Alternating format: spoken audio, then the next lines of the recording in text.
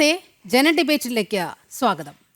Elathur train ഭീകരാക്രമണ കേസുമായി ബന്ധപ്പെട്ട് NIA കഴിഞ്ഞ ദിവസം വെളിപ്പെടുത്തിയിരിക്കുന്നത് ഞെട്ടിപ്പിക്കുന്ന വിവരങ്ങളാണ്. കേസിലെ ഒരേയൊരു പ്രതി ഷാരൂഖ് സൈഫി ലക്ഷ്യമിട്ടത് കാഫിറുകളെ കൊന്നൊടുക്കാൻ. രക്തരൂഷിത ജിഹാദിനാണ് ഷാരൂഖ് സൈഫി ശ്രമിച്ചത്. ഷാരൂഖിന് പ്രേരണയായത് സക്കീർ നായിക് മുതൽ പാകിസ്ഥാനിലെ തീവ്ര മതപ്രഭാഷകർ വരെ. ഷഹീൻബാഗിൽ നിന്ന് കേരളത്തിന്റെ മണ്ണിലേക്ക് എത്തിയ ഈ മതഭീകരവാദിയെക്കുറിച്ച് കേരളം എന്തറിഞ്ഞു? ഈ ഭീകരവാദിയെക്കുറിച്ചുള്ള വിവരങ്ങൾ എന്തിനാണ് മാധ്യമങ്ങൾ മൂടിവെച്ചത്? സംസ്ഥാന സർക്കാർ എന്തിനായിരുന്നു ഈ ഭീകരന് സുരക്ഷാ കവചമൊരുക്കിയത്? ഈ തമസ്കരിക്കലിന് പിന്നിലും പതിവ് പോലെ ന്യൂനപക്ഷ പ്രീണനവും വോട്ട് ബാങ്കുമോ? ജന ഡിബേറ്റ് വിഷയം ചർച്ച ചെയ്യുമ്പോൾ അതിഥികളായി പങ്കെടുക്കുന്നത് BJP പ്രതിനിധി advocate VP Shri Padmanabhan, retired SP N Subhash Babu, ex Muslim activist doctor Arif Hussain, LDF പ്രതിനിധി അഡ്വക്കേറ്റ് സതീഷ് വസന്ത് എന്നിവരാണ്. ഈ ഭീകരവാദിയുടെ ലക്ഷ്യം കാഫിറുകളെ കൊന്നൊടുക്കലോ? ജന ഡിബേറ്റ് ഈ വിഷയമാണ് പരിശോധിക്കുന്നത്. ആദ്യം ഇടതുപക്ഷ പ്രതിനിധി അഡ്വക്കേറ്റ് സതീഷ് വസന്തിലേക്കാണ്. അഡ്വക്കേറ്റ് സതീഷ് വസന്ത്, താങ്കൾ ഈ വാർത്ത കേട്ടിരുന്നോ? അതായത് ഒരു ട്രെയിനിൽ സഞ്ചരിക്കുന്ന നിരപരാധികളായ യാത്രക്കാരെ യാതൊരു പ്രകോപനവുമില്ലാതെ പെട്രോൾ ഒഴിച്ച് കൊല്ലാൻ ശ്രമിക്കുക, ഇതേ തുടർന്ന് 3 പേർ മരിക്കുക. 2023 ഏപ്രിലിൽ കോഴിക്കോട് എലത്തൂരിൽ ആലപ്പുഴ കണ്ണൂർ എക്സിക്യൂട്ടീവ് ട്രെയിനിൽ കടന്നുകയറി ഷാരൂഖ് സൈഫി എന്നയാൾ നടത്തിയ കൊലപാതകമാണിത്.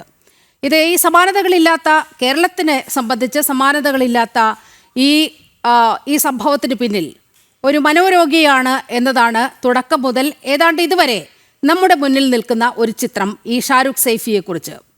മറിച്ചൊരു ചിത്രം താങ്കളുടെ മുന്നിൽ എപ്പോഴെങ്കിലും എത്തിയിട്ടുണ്ടോ? അല്ല നീലിമ, ഈ പ്രതി, ഈ ആലത്തൂർ പ്രതി അന്നേ പോലീസിൻ്റെ നിരീക്ഷണത്തിലായിരുന്നു. പക്ഷേ നിങ്ങൾക്കറിയാമല്ലോ, കേരളത്തിന് അന്വേഷിക്കാൻ പറ്റിയ റെയിൽവേയിൽ നടന്ന ഒരു സംഭവമാണ്. സ്വാഭാവികമായും അത് അന്വേഷിക്കേണ്ടത് NIA CBI അതുപോലത്തെ അന്വേഷണ ഏജൻസികളാണ്. സ്വാഭാവികമായും അത് അങ്ങോട്ട് ട്രാൻസ്ഫർ ചെയ്തിട്ടുണ്ട്. ഈ ആലത്തൂർ നടന്നപ്പം ആ സംഭവത്തിൻ്റെ അപ്പുറം തന്നെ ഈ പ്രതിയെ പിടിച്ചിരുന്നു. ഈ പ്രതി അദ്ദേഹം കാണിച്ചിട്ടുള്ള കാര്യങ്ങളെല്ലാം തന്നെ പോലീസിന് അറിവുള്ളതായിരുന്നു. പക്ഷേ നീലിമ പറഞ്ഞ പോലെ ഇത് ഒരു പാക് അധിനിവേശം അല്ലെങ്കിൽ അവർക്കുള്ള ഒരു സപ്പോർട്ടിൻ്റെ മുൻഭാഗമായാണ് ഇത് നടത്തിയെന്ന് അത് അന്വേഷിക്കുന്ന അന്വേഷണ ഏജൻസികളാണ് വെളിപ്പെടുത്തേണ്ടത്. നീലിമ പറഞ്ഞ പോലെ ഇവിടെ അങ്ങനെ ഒരു സംഭവം നടന്നിട്ടില്ല. കാര്യം എന്ന് വെച്ചാൽ നമ്മളെ സംബന്ധിച്ച്, കേരള പോലീസിനെ സംബന്ധിച്ച് ആ ഒരു അന്വേഷണത്തിലേക്ക് പോകാൻ കടന്നിട്ടില്ല. 100% ശരിയാണ്. നീലിമൊന്നും മനസ്സിലാക്കണം. ഇപ്പം നിലമ്പൂർ ഉപതെരഞ്ഞെടുപ്പ് നടക്കണമല്ലോ. അവിടുത്തെ പ്രധാന വിഷയം എന്താണ്? ബഹുമാനപ്പെട്ട മുഖ്യമന്ത്രി ഇങ്ങനത്തെ ഒരു സംഭവത്തിൽ അദ്ദേഹം നടത്തിയിട്ടുള്ള ഒരു പരാമർശം, അത് മുസ്ലിം സമുദായത്തിനും ഒരു ജില്ലയ്ക്കും എതിരായിട്ടാണ് പറഞ്ഞിട്ടെന്നുള്ള ഒരു വ്യാജ പ്രചാരണമാണ് അവിടെ നടക്കുന്നത്. നോക്കൂ, അപ്പം എന്താണ് ഇവിടെ സംഭവിക്കുന്നത്? യഥാർത്ഥ പ്രതികളെ നമുക്ക് മുന്നിലേക്ക് കൊണ്ടുവരാൻ പറ്റാത്ത ഒരവസ്ഥയാണ്. അത് ജനങ്ങൾ മനസ്സിലാക്കണം. ഒരു മുഖ്യമന്ത്രി ഒരു ആഭ്യന്തരമന്ത്രി ശ്രീ പിണറായി വിജയൻ പറഞ്ഞപ്പോൾ അത് ജനങ്ങളുടെ ഇടയിൽ എന്താണ് പറഞ്ഞത്? ഒരു ജില്ലയ്ക്കെതിരായിട്ടാണ് മുഖ്യമന്ത്രി പറഞ്ഞത്, ഒരു സമുദായത്തിനെതിരായിട്ടാണ് പറഞ്ഞത്. ഒരു സമുദായത്തിനെതിരായിട്ടല്ല, അദ്ദേഹം കാര്യഗൗരവമായിട്ടും അത് മനസ്സിലാക്കിക്കൊണ്ടാണ് അദ്ദേഹം പറഞ്ഞത്. അത് എല്ലാവരെയും പറഞ്ഞിട്ടുള്ളതൊന്നുമല്ല, അത് മനസ്സിലാക്കിക്കൊണ്ടാണ് ബഹുമാനപ്പെട്ട മുഖ്യമന്ത്രി പറഞ്ഞത്. അതേപോലെ നീതി പറഞ്ഞ പോലെ ഈ ഒരു പ്രതി ഇങ്ങനെ മാനസിക വിഭ്രാന്തിയാണെന്നുള്ള ഒരു പ്രചരണം നേരത്തെ തന്നെ മാധ്യമങ്ങളാണ് ഏറ്റവും കൂടുതൽ പ്രചരണം നടത്തിയിട്ടുള്ളത്. അല്ലാതെ ഗവൺമെൻറ്റോ പോലീസോ അല്ല. പോലീസ് അതിൻ്റെ അന്വേഷണം പൂർത്തിയാക്കി അത് NIAക്ക് കൈമാറിയിട്ടുണ്ട്. സതീഷ് വസന്ത്, അവിടെയാണ് പ്രശ്നം. ഈ പ്രചരണം ആദ്യം വരുന്നത് പോലീസിന്റെ ഭാഗത്തു നിന്നാണ്. ഈ ഷാരൂഖ് സൈഫി എന്ന് പറയുന്ന ആൾക്ക് മാനസിക വിഭ്രാന്തിയുണ്ട്. പക്ഷേ സംസ്ഥാന പോലീസ് പറഞ്ഞ ഒരിടത്ത് പോലും ഇയാൾ ഒരു മതഭീകരവാദിയാണ് എന്നുള്ള ഒരു ചിത്രമേ തുടക്കത്തിലില്ല. ഒരാഴ്ച ഒരു സെക്കൻഡ് ഒരാഴ്ചയ്ക്കുള്ളിൽ തന്നെ നമ്മുടെ രാജ്യത്തെ IBയും അതുപോലെ ഉള്ള NIA തുടങ്ങിയ കേന്ദ്ര ഏജൻസികൾ വളരെ കൃത്യമായി ഇയാൾക്കുള്ള ബന്ധം, ഷഹീൻബാഗിൽ നിന്നുള്ള വ്യക്തി, ഇയാൾ നടത്തിയ സഞ്ചാരം, അയാൾ ഗൂഗിളിൽ തിരഞ്ഞത്, ഇതൊക്കെ വളരെ കൃത്യമായി സംസ്ഥാന പോലീസിനോട് പറഞ്ഞിരുന്നു. പക്ഷേ സംസ്ഥാന പോലീസ് എന്താണ് ചെയ്തത്? ഒരു മർഡർ കേസ് എന്നതിനപ്പുറത്തോട്ട് ഒരു ചാർജും ഈ ഭീകരവാദിക്കെതിരെ സംസ്ഥാന പോലീസ് എടുത്തില്ല. UAPA കേസ് ചുമത്തിയില്ല, എക്സ്പ്ലോസീവ് ആക്ട് അനുസരിച്ചുള്ള വകുപ്പുകൾ ചുമത്തിയില്ല. ഒരു മർഡർ കേസ് എന്ന നിലയിൽ മാത്രം പരിഗണിക്കുകയാണ് ഈ കൊടും ഭീകരവാദിയുടെ കേസിലുണ്ടായത്. അപ്പോൾ അന്ന് തന്നെ വലിയ സംശയമുണ്ടായിരുന്നു, ഇത് മറച്ചുവെക്കാൻ ശ്രമിക്കുകയാണ്, ഇതിലെന്തൊക്കെയോ ഒളിച്ചു വെക്കുന്നുണ്ട് സംസ്ഥാന സർക്കാർ എന്നുള്ള വളരെ കൃത്യമായ വിവരം അന്ന് തന്നെ പുറത്തു വന്നതാണ് സതീഷ് വസന്ത്. അല്ല നീലം, ഒരു കാര്യം പറഞ്ഞു നോക്കിന്, സംസ്ഥാന സർക്കാരിന് ഇത് ഈ ഭീകരവാദിയെ മറച്ചു വെച്ചുകൊണ്ട് ഇവിടെ എന്ത് നേടാനാണ്? അല്ല, ഒരു നേട്ടവും ഇല്ലല്ലോ. അദ്ദേഹം കാണിച്ചിട്ടുള്ള മാനസിക നേട്ടമാണ് എന്നതിന് ഉത്തരങ്ങൾ ഏറെയുണ്ട്. ഞാൻ അങ്ങയിലേക്ക് എത്താം. അഡ്വക്കേറ്റ് VP ശ്രീ പത്മനാഭൻ, കേരളം ഇന്ന് നമുക്കറിയാം വലിയൊരു ദുരന്തമുഖത്ത് നിൽക്കുകയാണ്. ഏത് ഭീകരവാദവുമായി ബന്ധപ്പെട്ട് എന്ത് കേസെടുത്താലും അതിന് ഒരറ്റം കേരളത്തിലുണ്ടാകുന്നൊരവസ്ഥ. എലത്തൂർ സ്ഫോടനവും എലത്തൂർ ട്രെയിൻ തീവെപ്പും ഇങ്ങനെ സമാനതകളില്ലാത്തൊരു സംഭവം കേരളത്തിൽ ഉണ്ടായതാണ്. അതിൽ നമുക്കറിയാം സംസ്ഥാന പോലീസ് ആദ്യഘട്ടത്തിൽ എടുത്ത നിലപാട് എന്തായിരുന്നു. പിന്നീട് NIA വന്നപ്പോഴാണ് ഷാരൂഖ് ഫൈസി എന്ന് പറയുന്ന ആൾ ആരാണ്, ഇയാൾക്കുള്ള ബന്ധങ്ങൾ, ഇതെല്ലാം അനാവരണം ചെയ്യപ്പെടുന്നത്. ഇപ്പോൾ സതീഷ് വസന്ത് ചോദിക്കുകയാണ്, എന്ത് ഗുണമാണ് ഇത്തരം കാര്യങ്ങൾ മറച്ചു വെച്ചുകൊണ്ട് സംസ്ഥാന സർക്കാരിനും LDFനും പിണറായിക്കും കിട്ടാനുള്ളത് എന്ന്? അങ്ങയുടെ മറുപടി. അല്ല, ഇവിടെ ഈ ഇസ്ലാമിക തീവ്രവാദത്തെ പ്രതിക്കൂട്ടിൽ നിർത്താൻ വലിയ വിഷമമാണ്, വലിയ കയ്യറപ്പാണ്. ഏതെങ്കിലും രീതിയിൽ അത്തരത്തിൽ ആരെങ്കിലും പ്രവർത്തിച്ചാൽ ഉടനെ അയാളെ മാനസിക രോഗിയായി ചിത്രീകരിക്കുകയാണ്. ഗുരുവായൂരൊരു മാനസിക രോഗി, ഇതപ്പോൾ കഴിഞ്ഞ ആഴ്ച മാറാട് ഒരു മാനസിക രോഗി, ഇങ്ങനെ മാനസിക രോഗികളുടെ എണ്ണം കൂടി വരികയാണ്. കേരള പോലീസിൽ ഇത്രയേറെ മനഃശാസ്ത്രജ്ഞന്മാരുണ്ട്, അല്ലെങ്കിൽ സൈക്കാട്രിസ്റ്റുകളുണ്ട് എന്ന് ഞാൻ അറിയില്ലായിരുന്നു. ഈ കേരളത്തിൽ ഉണ്ടായൊരു വിഷയം എന്താ അറിയോ, ഈ ഇംഗ്ലീഷിൽ പറയിട്ട് കോൾ എ സ്പെയ്ഡ്. ഒരു കാര്യത്തെ യഥാർത്ഥത്തിൽ അതിങ്ങനെയാണ്, എന്താണോ അത് അങ്ങനെയാണ് എന്ന് വിളിക്കാൻ അതിന് വലിയ മടിയാണ് ഈ ഇസ്ലാമിക തീവ്രവാദത്തിൻ്റെ കാര്യത്തിൽ. ഇതിൻ്റെയൊക്കെ ഒരു വിഷയം എന്താ അറിയോ, നിങ്ങൾ നോക്ക്, ഈ വിദ്വാൻ ഇയാൾ വരുന്നത് ഡൽഹിയിൽ നിന്നാണ്. ഇയാൾ നേരെ വരുന്നത് കേരളത്തിലേക്കാണ്. കേരളത്തിൽ വന്ന് കേരളത്തിലെ ഒരു ജംഗ്ഷനായ ഷൊർണൂർ ഇറങ്ങുന്നു. വേറെ ഏതെങ്കിലും സ്റ്റേഷനിൽ ഇറങ്ങും പോലെയല്ല ഷൊർണൂരിൽ ഇറങ്ങുന്നത്. ഷൊർണൂർ എന്ന് പറഞ്ഞാൽ ധാരാളം തീവണ്ടികൾ വരികയും പോവുകയും ചെയ്യുന്ന, ഒരു തീവണ്ടിയിൽ നിന്ന് ഇറങ്ങിപ്പോകുന്ന ഒരാളെ ശ്രദ്ധിക്കാനോ അല്ലെങ്കിൽ അയാളെ ഒന്ന് നോട്ട് ചെയ്യാനോ സാധ്യമല്ലാത്ത സാഹചര്യമുള്ള 3 ഭാഗത്തു നിന്നും തീവണ്ടികൾ വരുന്ന, 3 ഭാഗത്തേക്ക് തീവണ്ടികൾ പോകുന്ന, ഈ ദിവസത്തിൽ 2 or 3 തീവണ്ടികൾ 4ാമതൊരു ഭാഗം, അതായത് നിലമ്പൂരിലേക്കും പോകുന്ന ഒരു സ്റ്റേഷനാണ്. അപ്പോൾ ഈ ഷൊർണൂർ സ്റ്റേഷൻ തിരഞ്ഞെടുക്കാനുണ്ടായ സാഹചര്യം എന്താ? ഡൽഹിയിലെങ്ങാൻ കിടക്കുന്ന ഒരു വിദ്വാന് ഇന്ന് വരെ ഡൽഹി വിട്ട് പുറത്തു പോയിട്ടില്ല എന്നാണ് പറയുന്നത്. അങ്ങൊരു മനസ്സിലേക്ക് എങ്ങനെ ഷൊർണൂർ സ്റ്റേഷൻ വന്നു? ആരെങ്കിലും ഉപദേശിക്കാതെ, ആരെങ്കിലും പറഞ്ഞു കൊടുക്കാതെ ഒന്നും ഷൊർണൂർ സ്റ്റേഷൻ ഐഡൻറ്റിഫൈ ചെയ്ത് വരില്ല. ഈ വ്യക്തി ഇപ്പോൾ പറയപ്പെടുന്നത് ഇയാൾ ഇൻടോക്സിക്കേറ്റഡ് ആണെന്നാണ്. ഇയാൾ ഈ സാക്കിർ നായിക്ക് പോലുള്ള ആളുകളുടെ പ്രസംഗങ്ങൾ സ്ഥിരമായി കേൾക്കുന്നു. ഈ അന്താരാഷ്ട്ര ഇസ്ലാമിക ഭീകരവാദ സംഘടനകളുടെ സൈറ്റുകൾ കൃത്യമായിട്ട് ഇയാൾ എന്താ പറയുക ബ്രൗസ് ചെയ്യുന്നുണ്ട്. ഇയാൾ യൂട്യൂബിൽ പ്രസംഗങ്ങൾ കേൾക്കുന്നുണ്ട്. നോക്കൂ, പണ്ടത്തെ പോലെയല്ല. പണ്ട് ഒരു സംഘടനയിൽ ചേരാനും പ്രവർത്തിക്കാനും ഒക്കെ ഒരുപാട് ഫിസിക്കൽ ആക്ടിവിറ്റി വേണം. ഇന്ന് അതിൻ്റെ ആവശ്യമില്ല. ഒരു സംഘടനയായി ബന്ധപ്പെടാനും സംഘടനയുടെ ആദർശങ്ങൾ ഉൾക്കൊള്ളാനും അതനുസരിച്ച് പ്രവർത്തിക്കാനുള്ള പ്രചോദനം ലഭിക്കാനുമൊക്കെ ഒരു മൊബൈൽ ഫോൺ മതി. അത്രയേറെ നമ്മുടെ വിവര സാങ്കേതിക വിദ്യ വളർന്നു കഴിഞ്ഞു. അത്രയേറെ വിവര സാങ്കേതിക വിദ്യയെ ഇത്തരത്തിലുള്ള സംഘടനകൾ ഉപയോഗിക്കുന്നുണ്ട്. ഇപ്പോൾ സാക്കിർ നായിക്ക് എന്ന് പറയുന്ന ആൾ ചില്ലറക്കാരനല്ല. ഈ ജെയ്ഷെ മുഹമ്മദിൻ്റെ സ്ഥാപകൻ അല്ലെങ്കിൽ ഇപ്പോൾ തന്നെ നേതാവ് അസർ മസൂദിനെ പോലെയോ അതല്ലെങ്കിൽ ലഷ്കർ-എ തോയ്ബയുടെ ഹാഫിസ് സെയ്ദിനെ പോലെയോ തന്നെ ഒരു അപകടകാരിയായ ഒരാളാണ്. അത്രയേറെ അപകടകാരിയായ ഒരാളാണ്. ഇയാളുടെ പ്രസംഗങ്ങൾ അതിതീവ്രമാണ്, അതിവിനാശകരമാണ്, വളരെ പ്രകോപനപരമാണ്. ഒരു ഇന്ത്യ പോലുള്ളൊരു രാജ്യത്ത് ഒരു ദിവസം പോലും വെച്ച് പൊറുപ്പിക്കാൻ, അതായത് പൊതുസമൂഹത്തിൽ വെച്ച് പൊറുപ്പിക്കാൻ പറ്റാത്തൊരു വിദ്വാനാണ്. ഇയാളെയാണ് UPA സർക്കാർ ഇന്ത്യ ഭരിക്കുമ്പോൾ മുസൂരിയിലെ IAS IPS അതായത് UPSC പാസ്സായ സിവിൽ സർവൻസ് ആവാൻ പോയി ട്രെയിനിങ് നടക്കുന്ന ആളുകൾക്ക് ക്ലാസ് എടുക്കാൻ കൊണ്ടുപോയി. വളരെ കൗതുകരമായൊരു കാര്യമാണിത്. ഈ സാക്കിർ നായിക്കിനെ മുസൂരിയിലെ ട്രെയിനിങ് സെൻറ്ററിൽ ക്ലാസ് എടുക്കാൻ കൊണ്ടുപോയിട്ടുണ്ട് UPA സർക്കാരിൻ്റെ കാലത്ത്. അതെ, മോദി സർക്കാർ വന്നതിന് ശേഷമാണ് ഇവൻ അപകടകാരിയാണെന്ന് മനസ്സിലാക്കി ഇവനെതിരെ നടപടിയാവുമ്പോഴേക്കും ഇത് നാട് വിട്ട് എവിടെയോ മലേഷ്യയിലോ എവിടെയോ പോയി തടി രക്ഷപ്പെടുത്തിയതാണ്. ഇപ്പം വിദേശ രാജ്യങ്ങളിൽ നിന്നുകൊണ്ട് ഇത്തരത്തിലുള്ള പ്രസംഗങ്ങൾ അത് സാമൂഹ്യ മാധ്യമങ്ങളിലൂടെ പടച്ചു വിടുകയാണ്. ഇതിൻ്റെയൊക്കെ ഫലമായി ഇൻടോക്സിക്കേറ്റഡ് ആയ ആളുകളാണ് ഇത്തരത്തിലുള്ള ആളുകൾ. ഇവർ അത്യന്തം അപകടകാരികളായ ഈ ലോൺ വൂൾഫ്സ് ആണ്. ഈ കുറേ ആൾ കൂട്ടായി പ്രവർത്തിക്കുമ്പോഴുള്ളൊരു പ്രശ്നം എന്താണെന്ന് വെച്ചാൽ പെട്ടെന്ന് നോട്ടീസ് ചെയ്യപ്പെടും. രഹസ്യാന്വേഷണ വിഭാഗത്തിനും മറ്റ് എന്താ പറയുക തീവ്രവാദ വിരുദ്ധ സേനയ്ക്കൊക്കെ അവരുടെയൊക്കെ ശ്രദ്ധയിൽപ്പെടും. പക്ഷേ ഒരുത്തൻ ഒറ്റയ്ക്ക് ഇൻടോക്സിക്കേറ്റഡ് ആയി ഇത്തരത്തിൽ പ്രവർത്തിക്കാൻ തുനിഞ്ഞിറങ്ങിയാൽ അത് പെട്ടെന്ന് കണ്ടെത്താൻ സാധിക്കില്ല. ഓപ്പറേഷൻ കഴിഞ്ഞിട്ടേ മനസ്സിലാവുള്ളൂ.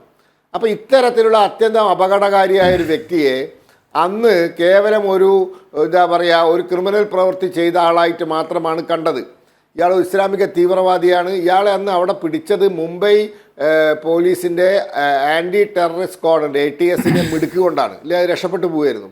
എത്തിപ്പെട്ടത് മഹാരാഷ്ട്രയിലായതുകൊണ്ട് അവർക്ക് ഈ സാധനങ്ങളൊക്കെ വേഗം ഐഡൻറ്റിഫൈ ചെയ്യാൻ പറ്റും. അവർ ആ കാര്യത്തിലൊക്കെ ഇന്ത്യയിൽ നമ്പർ 1 ആണ്. അവർ പെട്ടെന്ന് പിടിക്കുകയാണ് ഉണ്ടായത്. അപ്പോൾ ഇവിടെ കൊണ്ടുവന്ന ശേഷം ആ കൊണ്ടുവരുന്ന വഴിക്കുണ്ടായ തമാശകളൊക്കെ അറിയാലോ. അവസാനം ഒരു IPS ഓഫീസർക്ക് സസ്പെൻഷൻ വരെ കിട്ടി. ഇവിടെ കൊണ്ടുവന്ന് പോലീസിൻ്റെ കയ്യിൽ നിന്നും അന്വേഷണം NIAയിലേക്ക് പോകുന്നത് വരെ ഇതൊരു ഇസ്ലാമിക തീവ്രവാദ ഭീകരവാദ പ്രവർത്തനമാണ് എന്ന രീതിയിലുള്ള ഒരു നിഗമനത്തിൽ എത്തിയിട്ടില്ല, അല്ലെങ്കിൽ എത്താൻ തയ്യാറായിട്ടില്ല എന്ന് പറയുന്നതാണ് സത്യം. അപ്പോൾ ഇതൊക്കെ കേവലം എന്താ പറയുക ചില സാമുദായിക വോട്ടുകൾക്ക് വേണ്ടിയും ചില എന്താ പറയുക ചില വ്യക്തികളെയും സംഘടനകളെയും ഒക്കെ സന്തോഷിപ്പിക്കാനും വേണ്ടിയാണ്. അതാണ് ഇപ്പോൾ നടന്നുകൊണ്ടിരിക്കുന്നത്. ഇപ്പോൾ ഞാൻ പറയട്ടെ, ഹമാസ് എന്ന് പറയുന്ന തീവ്രവാദ സംഘടന, അതായത് ജമ്മു കാശ്മീരിനെ ഇന്ത്യയിൽ നിന്നും മോചിപ്പിക്കുമെന്ന് പാക് അധിനിവേശ കാശ്മീരിൽ പോയി പ്രസംഗിച്ചവരാണ്. അത് ഏഷ്യാനെറ്റും ജനം ഉൾപ്പെടെയുള്ളവർ ഇന്ത്യയിലെ പ്രമുഖ പത്രങ്ങൾ റിപ്പോർട്ട് ചെയ്തതാണ്. അതായത് ഹമാസിൻ്റെ നേതാക്കന്മാർ POK പാക് അധിനിവേശ കാശ്മീരിൽ പോയി പ്രസംഗിച്ചിട്ടുണ്ട് ഈ ലഷ്കർ-ഇ തോയ്ബേൻ്റെ ഒക്കെ പൊതുയോഗത്തിൽ. അത് ഇന്ത്യയിൽ നിന്നും കാശ്മീരിനെ മോചിപ്പിക്കുമെന്ന്. ആ ഹമാസ് ഇസ്രയേലിനെ ആക്രമിച്ചപ്പോൾ ഇസ്രയേൽ കനത്ത തിരിച്ചടി കൊടുത്തു. അതിൻ്റെ പേരിൽ ഇസ്രയേലുമായിട്ട് ചില സൈനിക ബന്ധങ്ങളുള്ള, ചില സാങ്കേതിക ബന്ധങ്ങളുള്ള, ശാസ്ത്ര സാങ്കേതിക രംഗത്ത് ചില ബന്ധങ്ങളുള്ള ടാറ്റയെ ബഹിഷ്കരിക്കും, സൂഡിയോനെ ബഹിഷ്കരിക്കുമൊക്കെ പറഞ്ഞിട്ട് ബഹളുണ്ടാക്കുകയാണ് ഇവിടെ. അത്തരത്തിൽ അപകടകരമായ ആഹ്വാനങ്ങൾ വരെ കേരളത്തിൽ നടക്കാൻ തുടങ്ങിയിട്ടുണ്ട്. അപ്പോൾ അന്താരാഷ്ട്ര തീവ്രവാദ സംഘടനകൾക്ക് അനുകൂലമായ നിലപാടുകൾ വരെ എടുക്കാൻ തുടങ്ങിയിട്ടുണ്ട്. ഇന്ത്യയും ഇസ്രയേലും തമ്മിലുള്ള സൈനിക സഹകരണം ഇവർക്ക് അറിയില്ല. നമ്മൾ പാകിസ്ഥാനിലേക്ക് ഇന്നാൾ പറഞ്ഞയച്ച സൂയിസൈഡ് ഡ്രോണുകളൊക്കെ ഇസ്രയേലിന് ഇറക്കുമതി ചെയ്താണ്. നമ്മൾ ഒരുപാട് തവണ നമുക്ക് അത്യാവശ്യം വന്ന സമയത്ത് സൈനിക ഉപകരണങ്ങൾ തന്നിട്ട് സഹായിച്ചവരാണ് ഇസ്രയേൽ, മറ്റു പലരും തയ്യാറാവാതിരുന്ന സമയത്ത്. അപ്പോൾ അത്തരത്തിലുള്ള ഒരു മനോഭാവം ഇന്നിപ്പോൾ കേരളത്തിലുണ്ട്. അത് ബഹിഷ്കരിക്കണം. പക്ഷേ അതൊന്നും നടക്കാൻ പോകുന്നില്ല ഇവിടെ, വേറെ വിഷയം. എങ്കിലും ഇത്തരത്തിലുള്ള സംഘടനകളെ മുഖ്യധാര രാഷ്ട്രീയ പാർട്ടികൾ തെരഞ്ഞെടുപ്പിന് വേണ്ടി വോട്ടിന് വേണ്ടിയൊക്കെ ബന്ധപ്പെടുന്നുണ്ട്. ഇവരുടെയൊക്കെ മുഖത്ത് പ്രസാദഭാവം വരുത്താൻ, സന്തോഷം വരുത്താൻ വേണ്ടിയാണ് ഈ വിദ്വാനെ ഒരു തീവ്രവാദിയായി ചിത്രീകരിക്കാനോ അത്തരത്തിലുള്ള ഒരു ഒരു നിഗമനത്തിൽ എത്തിച്ചേരാൻ കേരള പോലീസിനെ അനുവദിക്കാതെ ഇരുന്നതും അതൊക്കെ അതിൻ്റെ ഭാഗമായിട്ടാണ്. റിട്ടയർഡ് SP സുഭാഷ് ബാബു സാറിലേക്കാണ്. ശ്രീ സുഭാഷ് ബാബു, ഏതാണ്ട് സംസ്ഥാന പോലീസ് ഈ വിഷയം അന്വേഷിക്കുമ്പോൾ തന്നെ ഇയാളെക്കുറിച്ചുള്ള ചില ചിത്രങ്ങൾ ദേശീയ അന്വേഷണ ഏജൻസികൾക്കൊക്കെ വളരെ കൃത്യമായി അറിയാമായിരുന്നു. പക്ഷേ സംസ്ഥാന പോലീസിൻ്റെ അന്വേഷണത്തിൽ ഇയാളുടെ ഒരു ഭീകരമുഖം അനാവരണം ചെയ്യപ്പെടുന്ന ഒരു രീതി നമ്മൾ കണ്ടില്ല. അത്തരത്തിലുള്ള അന്വേഷണം നടന്നുവോ എന്നുള്ള കാര്യത്തിൽ പോലും വലിയ തർക്കം ആ സമയത്തൊക്കെ നിലനിന്നിരുന്നു. കുറ്റപത്രത്തിൽ ചെറിയ കാര്യങ്ങളാണ് പരാമർശിച്ചതെങ്കിൽ കഴിഞ്ഞ ദിവസം ഇയാൾ ഒരു ജാമ്യാപേക്ഷ നൽകി. അതിനുള്ള മറുപടിയിലാണ് NIA കോടതിയിൽ വളരെ കൃത്യമായി ചില കാര്യങ്ങൾ പറഞ്ഞത്. കാഫിറുകളെ കൊന്നൊടുക്കുകയായിരുന്നു വളരെ കൃത്യമായി ഈ ഭീകരവാദി ലക്ഷ്യമിട്ടത്. തീർച്ചയായും മതഭീകരവാദം ഉള്ളിൽ കൊണ്ടു നടന്ന് കാഫിറുകളെ കൊല്ലാൻ വേണ്ടി നമ്മുടെ ട്രെയിനകത്ത് കയറി നിരപരാധികളെ കൊന്നൊടുക്കാൻ ശ്രമിച്ച ആളാണ് ഇയാൾ. മാത്രവുമല്ല, ഇയാൾക്ക് പ്രചോദനമായത് സക്കീർ നായിക് മുതൽ പാകിസ്ഥാനിലെ തീവ്ര മതപ്രഭാഷകർ വരെ അവരുടെ ഉദ്ബോധനങ്ങളാണ് ഇയാളുടെ വഴികാട്ടി എന്നും പറയപ്പെടുന്നു. അപ്പോൾ എവിടെയാണ് നമുക്ക് ഏതെങ്കിലും വിധത്തിൽ ഒരു വീഴ്ച അക്കാര്യത്തിൽ ഉണ്ടായോ? എന്തുകൊണ്ടാണ് ആദ്യഘട്ടത്തിൽ ഇത്തരത്തിലേക്കൊരു നിഗമനത്തിൽ പോലീസിന് എത്താൻ കഴിയാതിരുന്നത്? അല്ല, സാധാരണ ഭീകരവാദ കേസുകൾ കേരളത്തിൽ അന്വേഷിക്കുമ്പോൾ ഒരു ഭീകരവാദമുണ്ട് എന്ന് അഭിപ്രായപ്പെടുന്നതിന് പൊതുവെ അമാന്തം കാണിക്കുന്ന ഒരു വിഭാഗമാണ് കേരള പോലീസ് എന്ന് എനിക്ക് നേരിട്ട് അറിയുന്നതാണ്. കാരണം ഞാൻ കുറെ കേസുകൾ അന്വേഷിച്ചു എന്നുള്ളത് കൊണ്ട് എന്നെ സംബന്ധിച്ചോളം എനിക്ക് ബോധ്യപ്പെട്ട കാര്യം. അപ്പൊ അതുകൊണ്ട് ഇവിടെ ഉണ്ടാകുന്ന എന്താന്ന് പറയുക, ഒരു കേസാണെന്ന് അന്വേഷിച്ച് നമുക്കറിയാമല്ലോ. അന്വേഷിച്ചതിന് അവസരത്തിൽ അവിടുത്തെ ലോ ആൻഡ് ഓർഡർ ADGPയും അതുപോലെ തന്നെ IG ആയിട്ട് അങ്ങോട്ടും ഇങ്ങോട്ടും വ്യക്തിപരമായ വിദ്വേഷത്തിന്റെ അടിസ്ഥാനത്തിൽ പരസ്പരം പഴിചാരുകയും അതിന്റെ അടിസ്ഥാനത്തിൽ IG റാങ്കിലുള്ള ഉദ്യോഗസ്ഥനെ സാധാരണ ഇല്ലാത്ത മാതിരി ഇങ്ങനെയുള്ള ചെറിയ കാര്യത്തിന് വേണ്ടി സസ്പെൻഡ് ചെയ്യാത്ത ഒരു വ്യക്തിയെ സസ്പെൻഡ് ചെയ്യുകയും അതിനുശേഷം അദ്ദേഹത്തിനെ കുറെ നാൾ ബുദ്ധിമുട്ടിക്കുകയൊക്കെ ചെയ്തു. ഒരു അടിസ്ഥാനമില്ലാത്ത കാര്യം. കാരണം എന്താ, അദ്ദേഹം ചെയ്തത് ആകെ എന്താന്ന് പറഞ്ഞാൽ മഹാരാഷ്ട്ര പോലീസ് അറസ്റ്റ് ചെയ്തൊരു വ്യക്തിയെ ഇങ്ങോട്ട് കൊണ്ടുവരുന്ന അവസരത്തിൽ ആ കൊണ്ടുവരുന്നതിന് അദ്ദേഹം ഈ ATSന്റെ ചാർജ് കേരളത്തിൽ വഹിക്കുന്ന ഉദ്യോഗസ്ഥനായതുകൊണ്ട് അതിനെ പിന്തുടർന്നു എന്നുള്ളതാണ് അദ്ദേഹത്തിന്റെ പേരിലുള്ള കുറ്റം. അദ്ദേഹം അല്ലാണ്ട് പിന്നെ ആരാണ് പിന്തുടർന്നത് ചോദ്യത്തിന് ഇതുവരെ ആർക്കും ഉത്തരം പറയാൻ പറ്റിയിട്ടില്ല.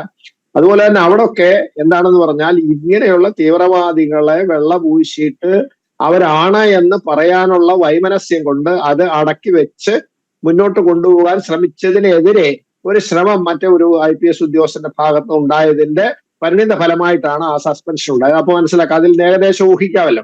IG റാങ്കിൽ ഒരു ഉദ്യോഗസ്ഥനെ സസ്പെൻഡ് ചെയ്യണമെങ്കിൽ എന്തുമാത്രം താല്പര്യപ്രകാരമാണ് അത് ചെയ്യപ്പെട്ടത് നമുക്കാലേ. അതിന്റെ പിന്നിൽ എന്താണ് തീവ്രവാദം എന്ന് അദ്ദേഹം പുറത്തേക്ക് കൊണ്ടുവരാനുള്ള കൊണ്ടുവന്നു കഴിഞ്ഞിരുന്നു. കാരണം പത്രപ്രവർത്തകരൊക്കെ അദ്ദേഹമായിട്ട് സംസാരിച്ച് അദ്ദേഹം എല്ലാവരുമായിട്ട് വളരെ അടുത്ത് ഇടപഴകി ആശയവിനിമയം നടത്തുന്ന ഒരു വ്യക്തിയാണ്. അദ്ദേഹത്തിനെ സസ്പെൻഡ് ചെയ്തതിൽ നിന്ന് മനസ്സിലാക്കുന്നത് എന്നാൽ ഇത് മൂടി വെക്കണം. അതിന്റെ ഒരു പ്രധാന ഘടകമായിട്ട് ഒരു സസ്പെൻഷൻ നടന്നു. അതിനുശേഷം എന്താണ് സംഭവിച്ചതെന്ന് പറഞ്ഞാൽ ഈ കേസ് അന്വേഷിച്ച ഉദ്യോഗസ്ഥനെ എങ്ങനെങ്കിലും ഇത് തമസ്കരിക്കപ്പെടണം എന്നുള്ള ഉദ്ദേശത്തിന്. കാരണം ഇവിടുത്തെ അന്വേഷണ ഉദ്യോഗസ്ഥരെ സംബന്ധിച്ചിടത്തോളം അദ്ദേഹത്തിന് തീവ്രവാദമുണ്ടെന്നും ഇത് ഷഹീൻ ബാഗുകാരനാണെന്നും ഇദ്ദേഹം ഇങ്ങനെ തീവ്രവാദവുമായിട്ട് ബന്ധപ്പെട്ട കാര്യങ്ങളും അതുപോലെ തന്നെ ഇങ്ങനെ സൈറ്റുകളൊക്കെ പരിശോധിക്കുന്നു എന്നൊക്കെ വളരെ പെട്ടെന്ന് തന്നെ നമ്മുടെ NIAയും അതുപോലെ തന്നെ IB ഇന്റലിജൻസ് ബ്യൂറോയും പറഞ്ഞിട്ടും ആ ഭാഗം അന്വേഷിക്കാതെ അതിട്ട് ഉരുട്ടി മിരട്ടി കളിച്ച് അവസാനം ആരും മാർഗമൊന്നുമില്ലാണ്ട് NIA കേസെടുത്തതിന്റെ പശ്ചാത്തലത്തിൽ മാത്രമാണ് നമ്മളിപ്പോൾ ഇവിടെ തീവ്രവാദം ടെററിസ്റ്റ് കേസുകളൊക്കെ അതിന്റെ പിന്നിൽ ചാർജ് ചെയ്തത്. എന്നാലും വളരെ വിദഗ്ധമായ രീതിയിൽ ഇങ്ങനെയുള്ള ഒരു തീവ്രവാദ പ്രവർത്തനം കൈകാര്യം ചെയ്ത അവസരം നേരത്തെ അഡ്വക്കേറ്റ് ശ്രീ പത്മനാഭൻ പറഞ്ഞ പ്രകാരം ഡൽഹിയിലുള്ള മനുഷ്യൻ കേരളത്തിൽ ഇതുവരെ വരാത്തവർ ഇവിടെ വന്നിട്ട് ഷൊർണൂർ വന്നിറങ്ങി അവിടെ തന്നെ കുറെ സമയം ചെലവഴിക്കുക, അത് കഴിഞ്ഞ് തിരിച്ചു പോവുക, ആ ട്രെയിനിൽ അതേമാതിരി തന്നെ പെട്രോൾ ഒഴിച്ച് തീ കത്തിക്കുക. ഇതെന്തോണം അത് ചെയ്തതിന് ശേഷവും അദ്ദേഹത്തെ സംബന്ധിച്ച് ആ ട്രെയിനിൽ ആ ഘട്ടത്തിൽ ഉണ്ടായ ഒരു രസകരമായ സംഭവം കൂടി ഓർത്തു പോകുകയാണ്. ആ ഘട്ടത്തിൽ, അതായത് ഡൽഹിയിൽ നിന്ന് ഷഹീൻ ബാഗിൽ നിന്നാണ് ഇയാൾ ഇവിടെ എത്തുന്നത്. ഈ ഷാരൂഖ് സൈഫി എന്ന് പറയുന്ന കൊടും ഭീകരൻ ഇവിടെ എത്തുന്നത് ഷഹീൻ ബാഗിൽ നിന്നാണ്.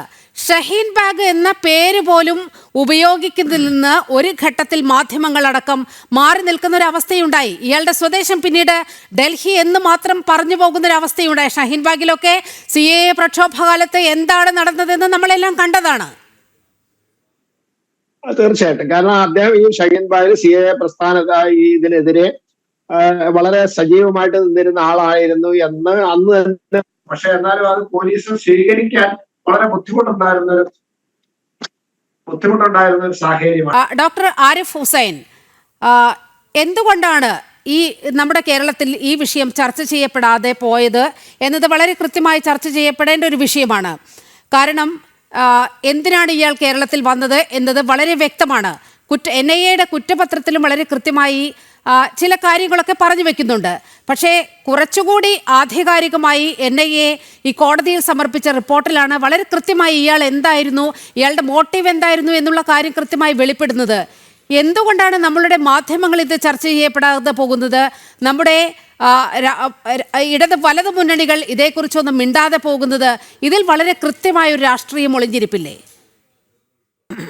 മാധ്യമങ്ങൾ ചർച്ച എന്തുകൊണ്ട് ചെയ്യുന്നില്ല എന്ന ചോദ്യം ഇനി പ്രസക്തമല്ലല്ലോ. കാരണം ജനം TV ചർച്ച ചെയ്യുന്നുണ്ടല്ലോ, ചെയ്ത് തുടങ്ങിയല്ലോ.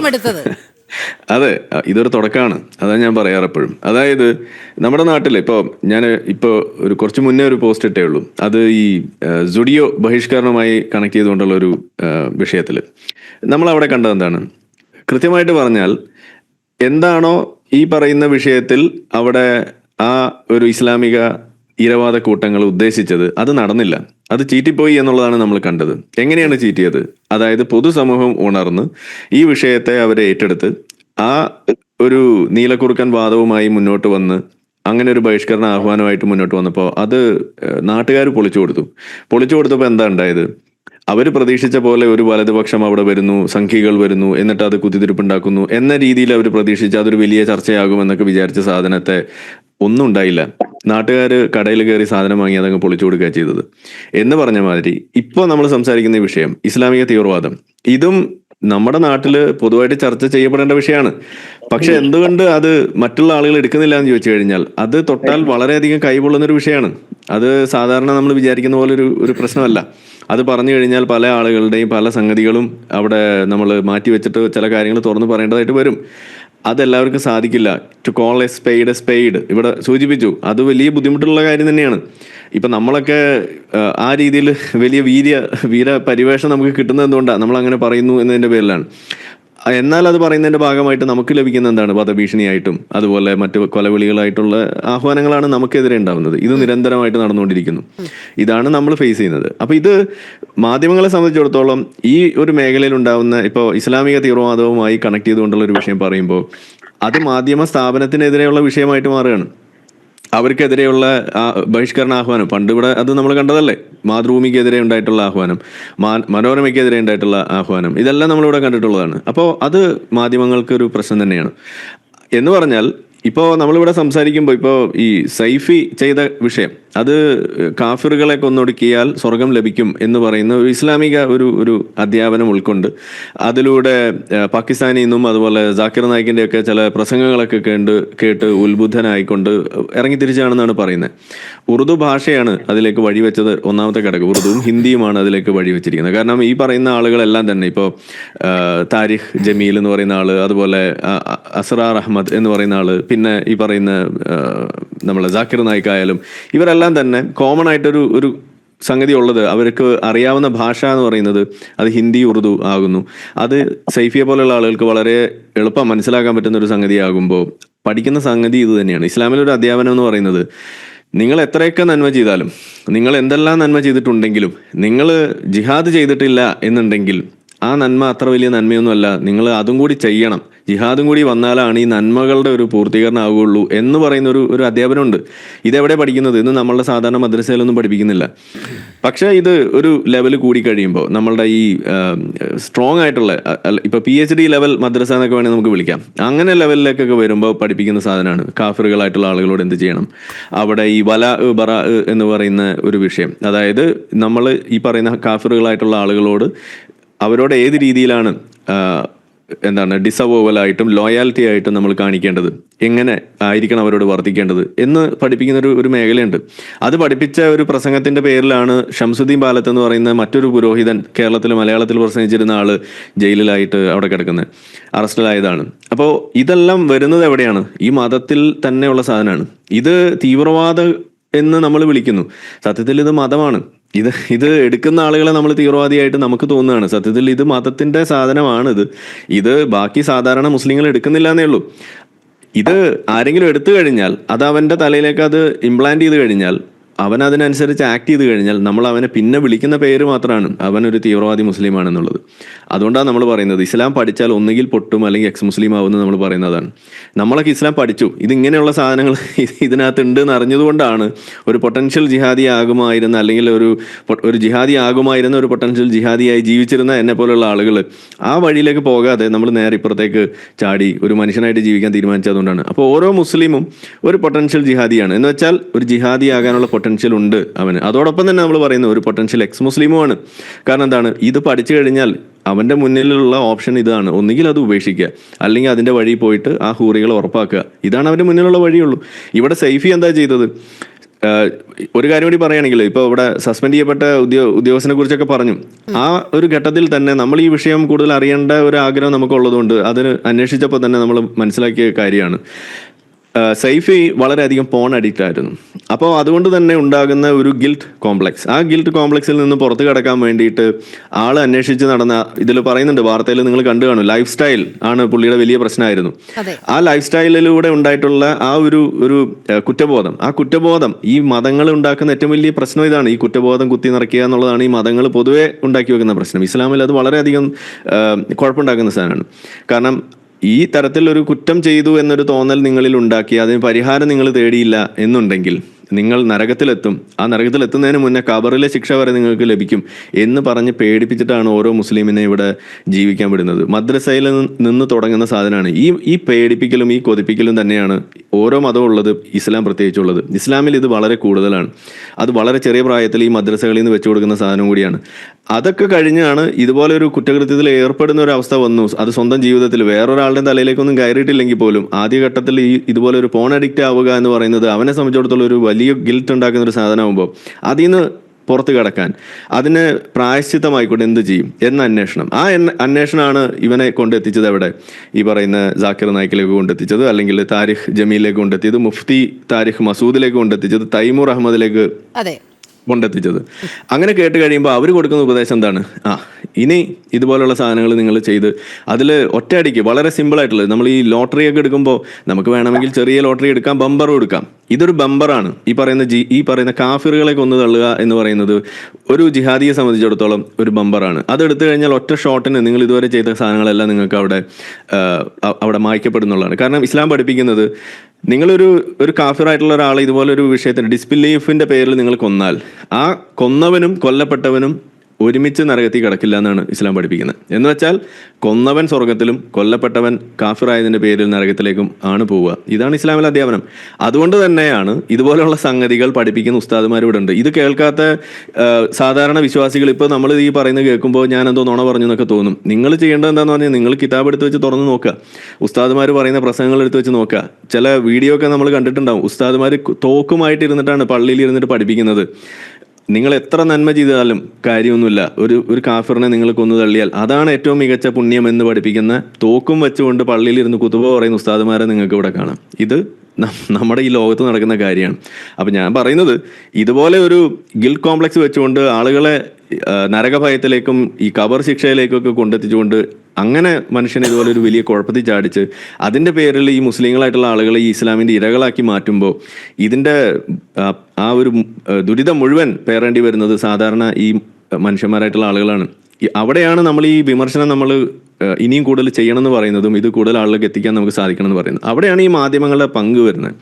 അവിടെയാണ് ഈ ചോദ്യം പ്രസക്തമാകുന്നത്. കാരണം എന്താ, ഇതിപ്പോൾ ഒരു കൂടോത്രത്തിന്റെ വിഷയമായിരുന്നു എന്ന് വിചാരിക്കുക, അല്ലെങ്കിൽ ഏതെങ്കിലും ഒരു അമ്പലത്തിൽ എന്തെങ്കിലും ഒരു പ്രശ്നം നടന്നു അതിന്റെ പേരിലുള്ള ഒരു ചർച്ചയായിരുന്നു എന്നുണ്ടെങ്കിൽ എല്ലാ മാധ്യമത്തിനും വലിയ താല്പര്യമാണ്. ഗണപതി മിത്താണെന്ന് പറയാൻ ആർക്കും ഇവിടെ പ്രശ്നമില്ല. പക്ഷെ സമാനമായ രീതിയിൽ ഒരു അള്ളാഹുവിനെ കുറിച്ച് സംസാരിക്കണം, അള്ളാഹുവും മിത്താണെന്ന് പറയാൻ എത്ര മാധ്യമങ്ങൾക്ക് സാധിക്കും എന്നത് തന്നെയാണ് ഇവിടുത്തെ പ്രശ്നം.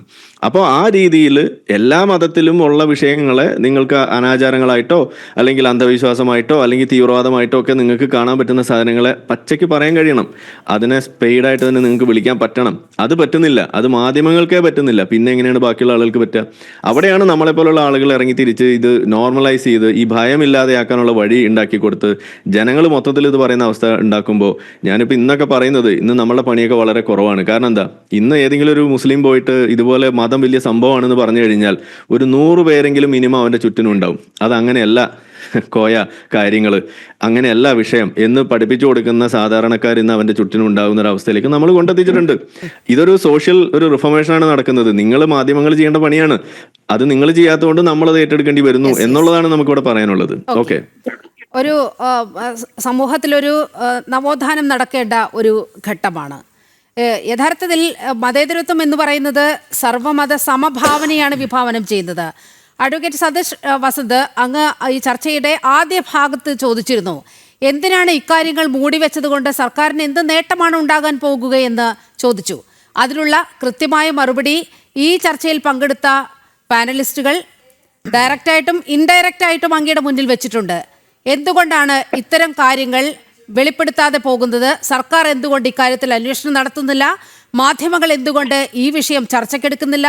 നേരത്തെ ഡോക്ടർ ആരിഫ് ഹുസൈൻ ചൂണ്ടിക്കാണിച്ചതുപോലെ ഇതൊരു ക്ഷേത്രത്തിൻ്റെ കാര്യമാണെന്ന് വെക്കുക, അല്ലെങ്കിൽ ഏതെങ്കിലും ഹൈന്ദവ സംഘടനയുടെ നേതാവുമായി ബന്ധപ്പെട്ട അല്ലെങ്കിൽ അവിടുത്തെ ഒരു പ്രവർത്തനവുമായി ബന്ധപ്പെട്ട ഒരു വിഷയമാണെന്നിരിക്കുക. ആഴ്ചകളോളം മാധ്യമങ്ങൾ ഈ വിഷയത്തിൽ ചർച്ച നടത്തും. ഇടത് വലത് മുന്നണി നേതാക്കളുടെ വലിയ പ്രതികരണങ്ങൾ ഉണ്ടാകും. പക്ഷേ ഇതൊരു പ്രത്യേക മതവിഭാഗത്തിൻ്റെ കാര്യം വരുമ്പോൾ ആ പ്രത്യേക മതവിഭാഗത്തിൽ ഉൾപ്പെടുന്ന ഒരാളുടെ കാര്യം, ഒരു തീവ്രവാദിയുടെ കാര്യം വരുമ്പോൾ എന്തുകൊണ്ട് കേരളത്തിൽ ഇത് ചർച്ചയാവുന്നില്ല എന്നതിൻ്റെ കൃത്യമായ ഉത്തരം ഇവിടെ വെളിവാക്കപ്പെട്ടു കഴിഞ്ഞു. അങ്ങേക്ക് പ്രതികരിക്കാം. അല്ല നീലിമ, ഇപ്പം CPM അല്ലെങ്കിൽ LDF സംബന്ധിച്ച് നേരത്തെ പറഞ്ഞ പോലെ ഗണപതി ഒരു മിത്താണെന്ന് പറഞ്ഞപ്പോഴത്തേക്ക് ഇവിടെയുള്ള ചർച്ചകൾ നിങ്ങൾ എവിടെ പോയി എന്ന് നിങ്ങൾ മനസ്സിലാക്കണം.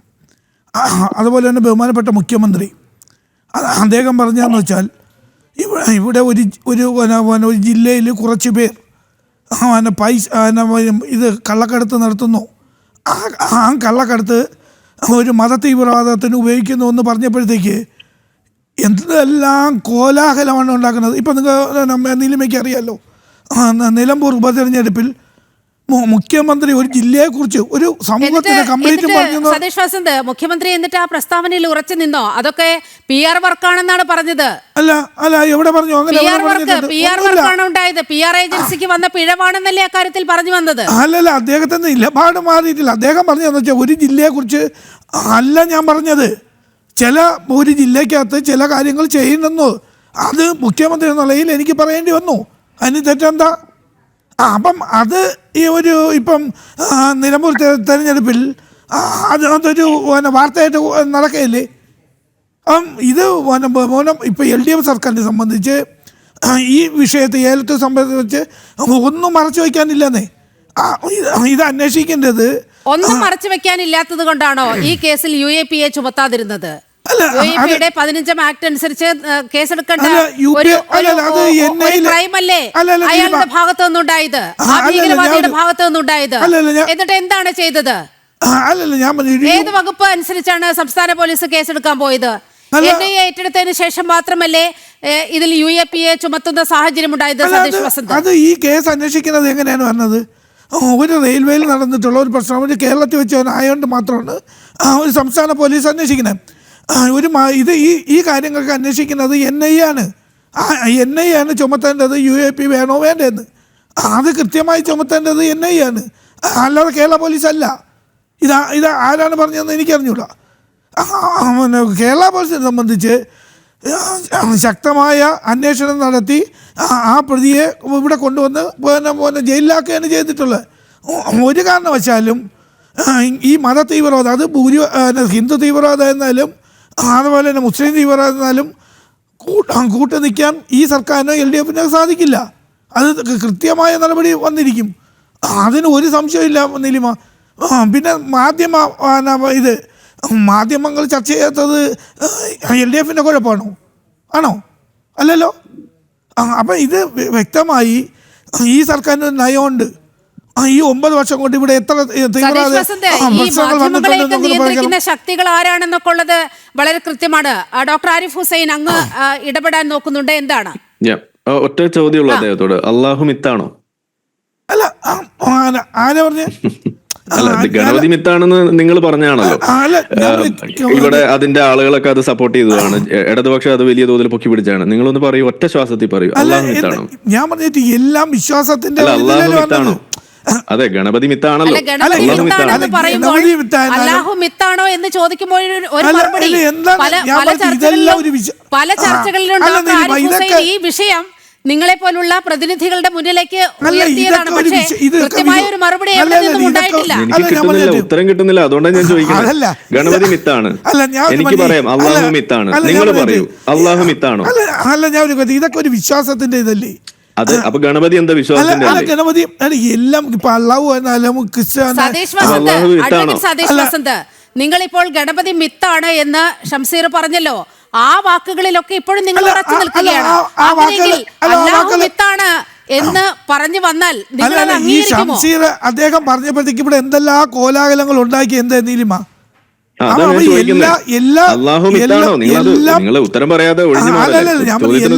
എല്ലാം മിത്തിന്റെ ഭാഗമായിട്ട് നമ്മളൊരു വിശ്വാസത്തിന്റെ ഇതിലാണ് നമ്മൾ ഇതെല്ലാം നമ്മൾ കണക്കാക്കുന്നത്. നിങ്ങൾ ക്ലിയർ ആയിട്ട് പറയൂ, ഗണപതി മിത്താണ് എന്ന് നിങ്ങൾക്ക് ഒറ്റ ശ്വാസത്തിൽ പറയാൻ പറ്റുന്ന പോലെ അള്ളാഹു മിത്താണ് എന്ന് നിങ്ങൾക്ക് പറയാൻ പറ്റുമോ? ഒന്ന് പറഞ്ഞു കേൾപ്പിക്കാമോ? എനിക്കത് കേട്ടിട്ട് വേണം ഒന്ന് ഇഹലോകം വെടിയാൻ. അല്ലല്ല, അത് എന്റെ വായിന്ന് കേൾക്കാൻ വേണ്ട. അതെന്താ കേൾക്കാൻ ഇത്ര പാട്? അതെന്താ നിങ്ങൾക്ക് ഇത്ര പാട്? അപ്പൊ ഗണപതി മിത്താണെന്ന് പറയാൻ നിങ്ങൾക്ക് ബുദ്ധിമുട്ട്. നിങ്ങൾ ഒരു 3-4 തവണ ഇവിടെ പറഞ്ഞു കഴിഞ്ഞു ഗണപതി മിത്താണ് എന്നുള്ള കാര്യം. നിങ്ങൾക്ക് എന്താ നിങ്ങളുടെ വായിൽ നിന്നും അള്ളാഹു മിത്താണ് എന്ന് വന്നു കഴിഞ്ഞാൽ എന്താ ഊരി പോകുമോ? എന്നാ ഒന്ന് പറയൂ, ഒന്ന് കേൾക്കട്ടെ. എനിക്ക് കൊതിയായിട്ടാണ്. ഇവിടെ ഗണപതി മിത്താണ് നിങ്ങളുടെ ഈ പ്രതാപൊക്കെ എത്ര കാലം ഇതാണ് ഇവിടുത്തെ പ്രശ്നം. നിങ്ങൾ ഇവിടെ പിണറായി വിജയൻ പറഞ്ഞ കാര്യത്തെ ഇവിടെ സൂചിപ്പിച്ചപ്പോ നിങ്ങൾ എന്താ പറഞ്ഞത്? നിലപാടിൽ നിന്ന് മാറ്റമില്ല. എന്തുകൊണ്ടാണെന്ന് ഞാൻ ചോദിക്കുന്നത്. ഇവിടെ അതിനു മുന്നേ പി ജയരാജൻ ഒരു പുസ്തകം എഴുതി. ആ പുസ്തകത്തിനകത്ത് പറഞ്ഞു ഇവിടെ ഐസിസിലേക്ക് റിക്രൂട്ട്മെന്റ് നടക്കുന്നതിനെ കുറിച്ച്, കണ്ണൂരിൽ നടക്കുന്നതിനെ കുറിച്ച് പറഞ്ഞു. അത് വലിയ ചർച്ചയായപ്പോ എന്താ അവസാനം ഉണ്ടായത്? അത് പിൻവലിക്കുന്ന ഒരു അവസ്ഥയല്ലേ ഇവിടെ ഉണ്ടായത്. അത് ഞാൻ ഉദ്ദേശിച്ചത് വേറെയാണ്. അപ്പൊ എന്താ ഇവിടെ റിക്രൂട്ട്മെന്റ് നടക്കുന്നില്ലേ? ഇവിടെ ഇപ്പോ ഈ പറയുന്ന സ്ലീപ്പർ സെൽ ഇല്ലേ? അത് അസ്തമിച്ചു പോയോ? ഇവിടെ നിന്ന് ഒഴിഞ്ഞു പോകുന്ന ഓരോ DGP-മാരും പറയുന്ന കാര്യമല്ലേ? ബെഹ്റ പറഞ്ഞില്ലേ? അതിന് മുന്നേ ഉള്ള ആള് പറഞ്ഞില്ലേ ഇവിടെ ഐസിസിന്റെ ഈ സ്ലീപ്പർ സെൽസ് ഉണ്ട്? നിങ്ങൾക്ക് അത് സമ്മതിക്കാൻ എന്താ പാട്? അപ്പൊ അത് പി ജയരാജൻ പറയുമ്പോൾ അത് ചർച്ചയാകുമ്പോൾ അത് എന്തിനാ പിൻവലിക്കുന്നത്? അത് ഞങ്ങളുടെ ഔദ്യോഗിക നിലപാടല്ല എന്ന് നിങ്ങൾ പറയുന്നത് എന്താണ്? VS അച്യുതാനന്ദൻ അത് പണ്ട് പറഞ്ഞതല്ലേ? അപ്പൊ നിങ്ങൾക്ക് എന്താ അത് നിങ്ങൾക്ക് അത് സമ്മതിക്കാൻ എന്താ ബുദ്ധിമുട്ട്? അത് നിങ്ങളുടെ പ്രശ്നമുണ്ട്. നിങ്ങൾക്ക് ഈ ഇസ്ലാമിന്റെ വശത്തേക്ക് വരുമ്പോൾ ഉള്ള ഒരു ഈ സൈഡ് വലിവ് അത് നാട്ടുകാർക്ക് മനസ്സിലാവും. നിങ്ങൾ മാത്രമല്ല ബിരിയാണി തിന്നുന്നത്, നാട്ടുകാരും ഒരു ബിരിയാണി ഒക്കെ തിന്നുന്നവരും ഉണ്ട്. ഓക്കെ, അപ്പൊ അതുകൊണ്ട് ആ തരത്തിലുള്ള സൈഡ് വലിവ് നമ്മുടെ ആളുകൾക്ക് മനസ്സിലാവും. അതൊക്കെ നിങ്ങൾ കുറച്ചൊന്ന് ഒതുക്കൂ. അതാ ഞാൻ പറയുന്നത്. നിങ്ങൾക്ക് ഗണപതി മിത്താണ് എന്ന് പറയാനേ പറ്റുന്നുള്ളൂ, അള്ളാഹു മിത്താണെന്ന് പറയാൻ പറ്റുന്നില്ല. അത് തന്നെയാണ് ഇവിടെ പ്രശ്നം. എന്നാൽ എനിക്ക് പറയാൻ കഴിയും ഗണപതിയും മിത്താണ്, അള്ളാഹുവും മിത്താണ്. എനിക്ക് പറയാൻ കഴിയും. നിങ്ങൾക്ക് നട്ടലുണ്ടെങ്കിൽ അതേപോലെ ഒന്ന് പറഞ്ഞു കാണിക്കുക. എന്താ നിങ്ങൾക്ക് നിങ്ങളുടെ നാക്കിൽ നിന്ന് വന്നാൽ എന്തോ കൊഴിഞ്ഞു പോകുന്നല്ലേ പറഞ്ഞ്? അത് വരാൻ പറ്റില്ല എന്നല്ലേ നിങ്ങൾ പറഞ്ഞു? ഒരു തവണ പറഞ്ഞു കേൾപ്പിക്കും. നിങ്ങളൊരു സത്യസന്ധനായ ഒരു ഇന്റഗ്രിറ്റി ഉള്ള ഒരു രാഷ്ട്രീയക്കാരാണെങ്കിൽ ഒരു തവണ പറഞ്ഞു കേൾപ്പിക്കൂ. നിങ്ങൾക്ക് ഗണപതി മിത്താണെന്ന് പറയാൻ സാധിച്ച പോലെ ഒരു തവണ നിങ്ങൾ പറഞ്ഞു കേൾപ്പിക്കൂ അള്ളാഹു മിത്താണ്. എന്നാൽ ഞാൻ നിങ്ങൾ പറഞ്ഞു ഞാൻ കേൾക്കാം. എല്ലാം മിത്തിന്റെ ഭാഗമാണെന്നാണ് പറയുന്നത്. നിങ്ങളെന്നാ പറയൂ അള്ളാഹുവും മിത്താണ് ഒന്ന് പറഞ്ഞു കേൾപ്പിക്കും. വ്യക്തമായിട്ട് നമ്മൾ നമ്മൾ എല്ലാം മിത്തിന്റെ ഭാഗമായിട്ടാണ് നമ്മൾ ഇരിക്കുന്നത്. ഗണപതി മിത്താണ് എന്ന് താങ്കൾ പറയുമ്പോൾ അതിന്റെ കൂടെ അല്ലാഹു എന്നുള്ളൊരു വാക്ക് താങ്കൾക്ക് കൂട്ടിച്ചേർക്കാൻ പറ്റുന്നില്ല. ഇതൊക്കെ എന്ന് പറയുന്നത് വിശ്വാസത്തിന് അപ്പുറമായിട്ട് നേരത്തെ ആരിഫ് പറഞ്ഞ പോലെ ചില ബോധങ്ങൾ വരുന്നതുകൊണ്ടാണ് ഈ പ്രശ്നങ്ങളൊക്കെ വന്നത്. ഈ മനസ്സിലായില്ലേ? അല്ല ആരിഫേ, എന്റെ വാക്യത്തിൽ നിന്നുള്ള ആ ഒരു ചർച്ച അത് വേണ്ട. അതെന്താ ഗണപതി മിത്താണെന്ന് നിങ്ങൾ ഒരു 4 തവണ ഇവിടെ പറഞ്ഞു. അതിന്റെ പ്രശ്നം നിങ്ങളുടെ നാവിൽ നിന്ന് വരുന്നത് നിങ്ങൾക്ക് അറപ്പില്ല എന്നുണ്ടെങ്കിൽ അള്ളാഹു മിത്താണ് എന്ന് പറയുന്നത് നിങ്ങളുടെ നാവിൽ നിന്ന് വരുമ്പോൾ നിങ്ങൾക്ക് എന്തിനാ അറപ്പ്? മുഖ്യമന്ത്രി പറഞ്ഞപ്പോ ഒരു ജില്ല, ഞാൻ നിങ്ങളുടെ കാര്യം ചോദിക്കുന്നത്. മുഖ്യമന്ത്രി അവിടെ ഇരുന്ന് ഉറങ്ങട്ടെ, അത് നമ്മുടെ വിഷയമല്ല. ഇവിടെ നമ്മൾ ചോദിക്കുന്നത് നിങ്ങളുടെ കാര്യമാണ്. നിങ്ങൾ ഇവിടെ ഒരു 4 തവണ ഗണപതി മിത്താണെന്ന് ഇവിടെ പറഞ്ഞു കഴിഞ്ഞു. ഇവിടെ നിങ്ങൾക്ക് റീപ്ലൈ ചെയ്ത് കേൾക്കാം. പക്ഷെ നിങ്ങൾക്ക് എന്തുകൊണ്ട് അള്ളാഹു മിത്താണെന്ന് ഒരു തവണ പോലും പറയാൻ പറ്റുന്നില്ല എന്ന് മാത്രമല്ല, അത് താങ്കളുടെ നാക്കിൽ നിന്നും വരില്ല എന്നും കൂടി നിങ്ങളിവിടെ ശപഥം ചെയ്യുന്നതൊക്കെ എന്തിനാണ്? ഈ സുഗ്രീവ ശപഥം എന്തിനാണ്? എല്ലാത്തിനും പിന്നെ എന്താ പ്രശ്നം? പറയൂ. ഏതൊരു ഇത് നമ്മൾ മിത്തിന്റെ ഇത് വെച്ച് തന്നെ നമ്മൾ പോണത് ഇല്ലാന്ന് എവിടെ പോണേ? മിത്താണ് ഒരു സെന്റൻസ് പറയൂ. എനിക്കത് കേട്ടിട്ട് വേണം എനിക്കൊന്ന് സമാധാനമായിട്ട് ഉറങ്ങാൻ. അല്ല ആരിഫേ, എന്റെ വാക്യത്ത് കേൾക്കേണ്ട അതെന്താ കേട്ടാല് നിങ്ങളുടെ വായിൽ നിന്നും അത് വന്നാൽ എന്താ പ്രശ്നം? അതാണ് ചോദിക്കുന്നത്. നിങ്ങൾ പറയൂ, നിങ്ങളുടെ വായിൽ നിന്നും എന്താ ഗണപതി മിത്താണെന്നുള്ളത് മാത്രമേ വരുള്ളൂ. ഗണപതി അള്ളാഹു മിത്താണെന്നുള്ള സാധനം വരില്ലേ? അങ്ങനെയല്ലേ ഞാൻ പറഞ്ഞത്? അതെന്താ വരാത്തത്? സ്പീക്കർ പറഞ്ഞ ആ ഒരു വാചകത്തിന് ഇവിടെ സ്പീക്കറുടെ കാര്യം വിടും. നിങ്ങളുടെ നാക്കിൽ നിന്നും അത് വരില്ല എന്ന് നിങ്ങൾ ഈ ആവർത്തിക്കുന്നത് ഞാൻ കേട്ടോണ്ട് ഞാൻ ആശ്ചര്യപൂർവ്വം ചോദിക്കുകയാണ്. എന്താ വന്നാൽ ഡോക്ടർ ഗണപതി ആരിഫ് മിത്താണ് ഹുസൈൻ, എന്ന് ഇത് നിങ്ങളുടെ നാക്കിൽ നിന്ന് വരാമെങ്കിൽ അള്ളാഹു മിത്താണ് എന്ന് വന്നാൽ ഇടതുപക്ഷത്തിന്റെയോ എന്താ? വലതുപക്ഷത്തിന്റെയോ ഒരു പ്രതിനിധിയിൽ നിന്ന് ഇത്തരത്തിൽ ഇസ്ലാമിനെ അല്ലെങ്കിൽ ഇസ്ലാമിക ഭീകരവാദികളെ പിന്തുണയ്ക്കുന്നവരെ അങ്ങനെ മുറിപ്പെടുത്തുന്ന ഒന്നും ഉണ്ടാവില്ല. അല്ലല്ല, ഭീകരവാദികൾ നമ്മൾ ഭീകരവാദികൾ അതൊരു എന്നല്ലേ പറയും. സത്യമാണ്. ആ, അതൊരു സത്യമാണ്. ഭീകരവാദികൾ ആ സത്യത്തിൽ നിന്നുകൊണ്ടാണ് ഈ ചർച്ചയ്ക്ക് പോലും ആ, ജനം ടി.വി തുടക്കമിട്ടത്. അല്ലല്ല, ഭീകരവാദികൾ ഗണപതി ഭീകരവാദി ഭീകരവാദിയായതുകൊണ്ടാണോ നിങ്ങൾക്ക് മിത്താണ് എന്ന് പറയാൻ ഏത് കഴിയുന്നത്? സമുദായത്തിലുള്ള എന്തെങ്കിലും ഏത് മതത്തിലും പറയൂ. ആൾക്കാരായാലും ഭീകരവാദികളെ ഞാൻ ഒരു തവണ കൂടി ചോദിക്കാം, ഭീകരവാദികൾ നമുക്ക് സമയമില്ല, ഒരു തവണയും കൂടി ഞാൻ ചോദിക്കുകയാണ്. നിങ്ങൾ ഒന്ന് പറയൂ, ഗണപതി മിത്താണ് എന്ന് പറയാൻ നിങ്ങൾക്ക് സാധിക്കുന്ന പോലെ ഒരു തവണയും കൂടി നിങ്ങൾ അള്ളാഹുവും മിത്താണ് എന്നൊന്ന് പറഞ്ഞു തരും.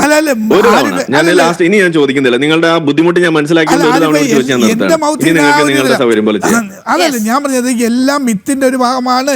അഡ്വക്കേറ്റ് സതീഷ് വസന്ത് ആരിഫ് ഉന്നയിച്ച ആ ചോദ്യത്തിന് നിങ്ങൾക്കെന്നല്ല ഇടത് വലത് മുന്നണികളിൽപ്പെട്ട പൊതുരംഗത്ത് പ്രവർത്തിക്കുന്ന ഒരാൾക്ക് പോലും അക്കാര്യത്തിൽ മറുപടി ഉണ്ടാകില്ല. കാരണം കേരളം അത്തരത്തിൽ ഒരു രാഷ്ട്രീയ കെമിസ്ട്രിയിൽ പെട്ട് കിടക്കുകയാണ്. ഒരു പ്രത്യേക മതവിഭാഗത്തെ എന്തെങ്കിലും പറഞ്ഞാൽ അത് നിങ്ങളുടെ വോട്ട് ബാങ്കാണ്. ആ വോട്ട് ബാങ്കിനെ ഒരു തരത്തിലും മുറിപ്പെടുത്താൻ നിങ്ങളുടെ നേതാക്കളോ നിങ്ങളുടെ അണികളോ ഒന്നും തയ്യാറാകില്ല. അതാണ് കേരളത്തിന്റെ യാഥാർത്ഥ്യം. ഈ കേസും എലത്തൂർ ട്രെയിൻ സമാനമായ രീതിയിലാണ് ഈ കേസിനെ കുറിച്ച് ഒരു മാധ്യമങ്ങളോ ഇടത് വലത് മുന്നണികളിൽപ്പെട്ട ആരോ ഒരാൾ പോലും പ്രതികരിക്കില്ല. അഡ്വക്കേറ്റ് ശ്രീ പത്മനാഭനിലേക്കാണ്. അഡ്വക്കേറ്റ് ശ്രീ പത്മനാഭൻ, കേരളത്തിൽ വലിയൊരു ചർച്ചയാകേണ്ട വിഷയമാണ് നമ്മൾ ഇപ്പോൾ ചർച്ച ചെയ്തുകൊണ്ടിരിക്കുന്ന ഈ എലത്തൂർ തീവെപ്പ് എന്ന് പറയുന്നത്. ഒപ്പം തന്നെ കേരളത്തിൽ ഇങ്ങനെ നുരഞ്ഞു പൊന്തുന്ന തീവ്രവാദ ആശയങ്ങൾ ഏറ്റവും ഒടുവിൽ അത് എത്തി നിൽക്കുന്നത് സ്റ്റുഡിയോ വിവാദത്തിലാണ്. ഈ സ്റ്റുഡിയോ വിവാദവും ജനം ടി വി തന്നെയാണ് ജനങ്ങളുടെ പ്രേക്ഷകരുടെ മുന്നിലേക്ക് കൊണ്ടുവന്നത്. അല്ലെങ്കിൽ SIA-യുടെ ആ സ്റ്റുഡിയോയിലേക്ക് നടത്തിയ മാർച്ച് എവിടെയെങ്കിലും ഒതുക്കി നിൽക്കപ്പെടുമായിരുന്നു. പക്ഷേ ജനം ടി വിയാണ് ഈ വാർത്തയും പൊതുജന സമക്ഷത്തിലേക്ക് കൊണ്ടുവന്നതും അത് വലിയ ചർച്ചയായി മാറുന്നൊരു സാഹചര്യവും ഉണ്ടായത്. ഇപ്പോഴും SIA-യുടെ ഒരു പ്രതികരണമായി വരുന്നത് അവർ ഈ സ്റ്റുഡിയോയുടെ ബഹിഷ്കരണം തുടരുമെന്നതാണ്. വളരെ കൃത്യമായി ആഗോള തീവ്രവാദ ആശയങ്ങൾ ഈ കേരളത്തിൻ്റെ മണ്ണിൽ വേരുറപ്പിക്കുകയാണ്. അത് പക്ഷേ ഇവിടുത്തെ രാഷ്ട്രീയ കക്ഷികൾ, ഇവിടുത്തെ ഇടത് വലത് മുന്നണികൾ ഒരു തരത്തിലും അംഗീകരിക്കുന്ന കാര്യമല്ല. നമ്മൾ ഈ ഗാസയിലെ ഈ ഹമാസിൻ്റെ നേതാക്കളുടെയൊക്കെ ചിത്രം വെച്ചുകൊണ്ട് ആനപ്പുറത്ത് എഴുന്നള്ളിക്കുന്ന ദൃശ്യങ്ങളൊക്കെ നമ്മൾ കേരളം ചർച്ച ചെയ്തതാണ്. അതും ജനം ടി വി കൊണ്ടുവന്നതാണ്. വളരെ കൃത്യമായി മറ്റു മാധ്യമങ്ങൾ തമസ്കരിക്കുന്ന, കുഴിച്ചു മൂടാൻ ശ്രമിക്കുന്ന സത്യങ്ങളെയാണ് ജനം ടി വി ഇപ്പോൾ ജനങ്ങൾക്ക് മുൻപാകെ കൊണ്ടുവന്നിരിക്കുന്നത്. ഏറ്റവും ഒടുവിലത് സ്റ്റുഡിയോ വിവാദത്തിലെത്തിയിരിക്കുകയാണ്. സ്റ്റുഡിയോയിൽ ഇനി എന്താണ് സംഭവിക്കാൻ പോകുന്നത്?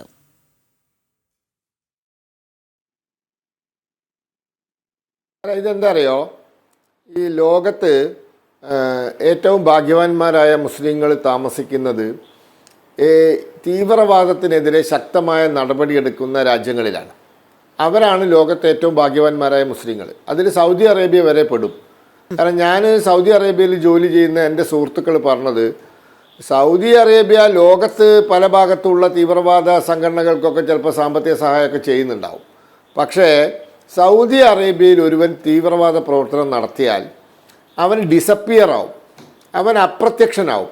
അതായത് ലിക്വിഡേറ്റ് ചെയ്യുക എന്നൊക്കെ കേട്ടിട്ടുണ്ടല്ലോ, അതാണ് സംഭവിക്കുന്നതെന്നാണ് അവർ പറയുന്നത്. പിടിച്ചോണ്ട് പോവും. അവർ പറയുന്നത് മരുഭൂമിയിൽ എവിടെയും കൊണ്ടുപോയി കൊന്നു കുഴിച്ചിടും എന്നാണ്. അവിടെ ഒരു തരത്തിലുള്ള തീവ്രവാദ പ്രവർത്തനവും സൗദി പോലത്തെ രാജ്യങ്ങൾ സമ്മതിക്കില്ല. വേറെയും ചില രാജ്യങ്ങളുണ്ട്, അവരും ആഫ്രിക്കയിൽ തന്നെ ചില മുസ്ലിം രാജ്യങ്ങൾ, അൾജീരിയ പോലുള്ള മുസ്ലിം രാജ്യങ്ങളിലൊക്കെ തീവ്രവാദം എന്ന് കേട്ടോ സംശയം തോന്നിയാൽ അവർ ശരിയാക്കി കളയും. ഇത്തരത്തിലുള്ള രാജ്യങ്ങളും അതുപോലെ തന്നെ ഇന്ത്യ പോലുള്ള രാജ്യങ്ങളിലുമാണ് ഭാഗ്യവാന്മാരായ മുസ്ലിങ്ങൾ താമസിക്കുന്നത്. കാരണം ഈ ഇൻടോക്സിക്കേഷൻ ഒരു പരിധിക്കപ്പുറം ഇവിടെയൊന്നും നടക്കില്ല.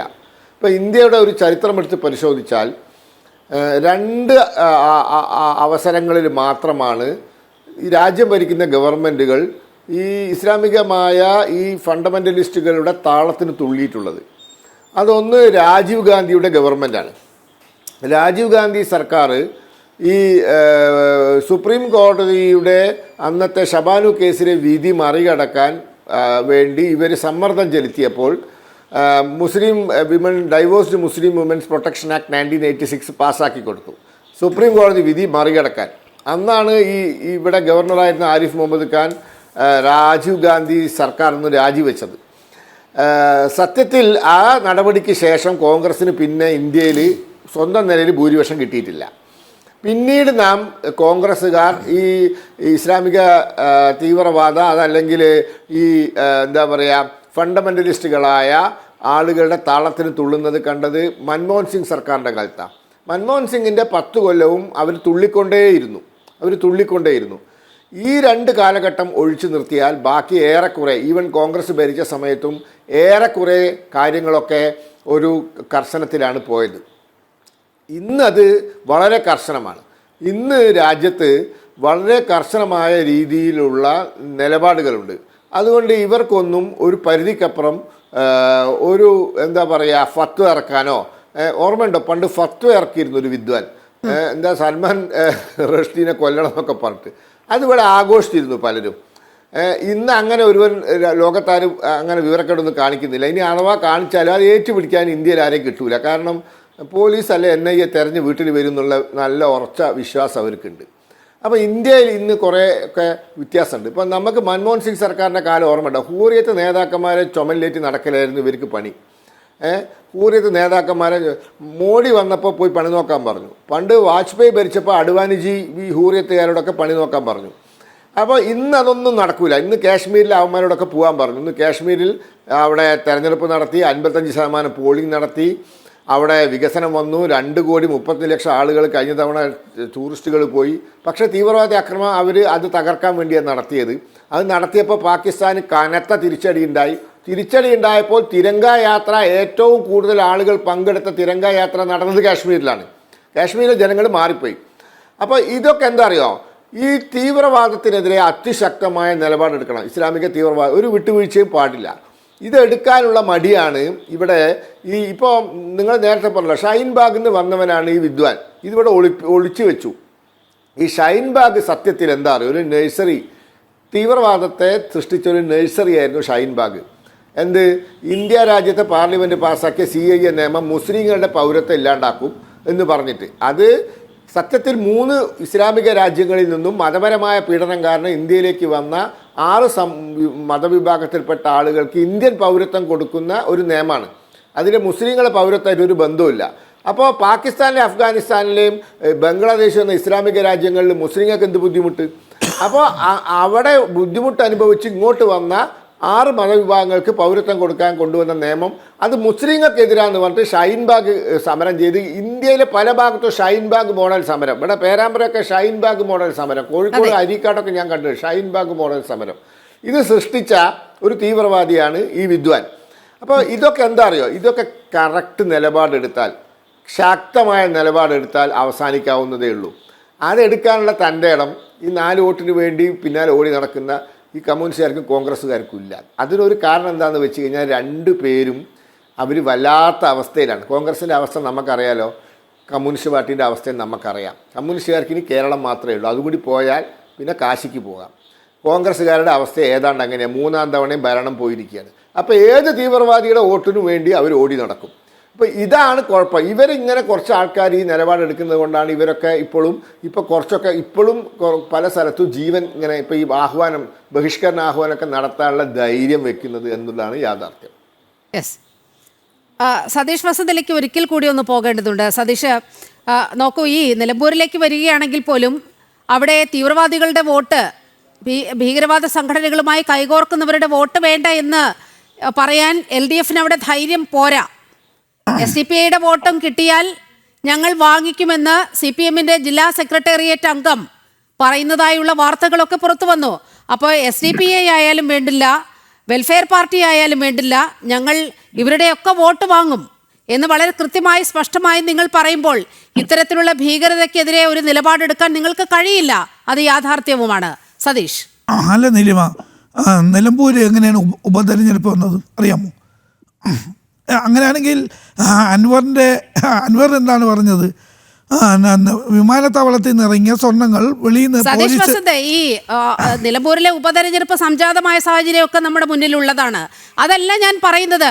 അവിടെ SDPIയുടെ വോട്ട് ഞങ്ങൾക്ക് കിട്ടിയാൽ വാങ്ങിക്കുമെന്ന് അവിടുത്തെ CPM-ന്റെ ജില്ലാ സെക്രട്ടേറിയറ്റ് അംഗം പറയുകയാണ്. അല്ല, ഞാൻ അപ്പോൾ പറഞ്ഞു ആരുടെ വോട്ടും ഏത് ചെകുത്താന്റെ വോട്ടും വാങ്ങിച്ച് ഞങ്ങൾ ജയിക്കേണ്ടി വന്നാൽ ജയിക്കും എന്നുള്ള കൃത്യമായ സന്ദേശം ഈ കേരളത്തിന് നൽകുമ്പോൾ ഇങ്ങനെയുള്ള മതഭീകരവാദികളെ നിങ്ങൾക്ക് അവർക്കെതിരെ ഒരക്ഷരം ഉരിയാടാനോ നടപടിയെടുക്കാനോ കഴിയില്ല. അതാണ് യാഥാർത്ഥ്യം. നോക്കുന്നു LDF സർക്കാർ എവിടെയാണ് ഒരു നടപടി എടുക്കാതെ ഇരുന്നിട്ടുള്ളത്? നിങ്ങൾ പറയൂ. ഒരു തെരഞ്ഞെടുപ്പ് വരുമ്പോഴത്തേക്ക് ഒരു തെരഞ്ഞെടുപ്പിൻ്റെ ഇതിൽ നമ്മൾ എല്ലാവരും വോട്ടും കിട്ടും. അത് BJP-യുടെ വോട്ട് നമ്മൾ വാങ്ങിക്കും. എന്താ കുഴപ്പമെന്താ? കോൺഗ്രസിൻ്റെ വോട്ട് നമ്മൾ വാങ്ങിക്കും. അതിൽ സെക്രട്ടേറിയറ്റ് മെമ്പർ പറഞ്ഞതിൽ തെറ്റെന്താ? ഒരു ഇലക്ഷൻ വരും എന്നും പറഞ്ഞുകൊണ്ട് അവർ കാണിക്കുന്ന കൊള്ളരുതായ്മ എല്ലാം നമ്മൾ സപ്പോർട്ട് ചെയ്യുന്നു. അങ്ങനെ ചെയ്യോ? അതാണോ ശരി? അപ്പം ഒരു തിരഞ്ഞെടുപ്പ് വരുമ്പോഴത്തേക്ക് ആ തിരഞ്ഞെടുപ്പിൽ നമുക്ക് നിങ്ങൾ വോട്ട് വേണ്ട നമ്മൾ പറയില്ല.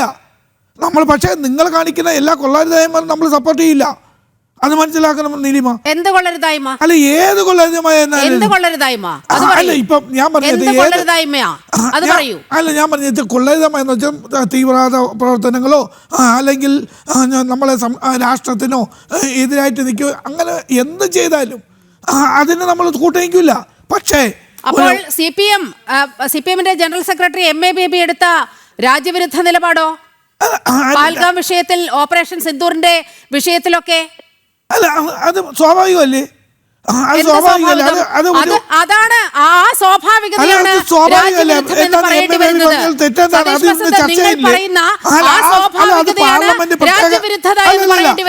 അത് പാർലമെന്റ് ഇപ്പം പ്രത്യേകം വിളിച്ച് സംസാരിക്കേണ്ടി വരുന്നില്ലേ? പാർലമെന്റിൽ ഇപ്പം സമ്മേളനം കൊണ്ട് എന്തിനാണ് ഈ സിന്ധൂർ വിഷയത്തിൽ മൺസൂൺ സെഷൻ ചേരുകയാണ്.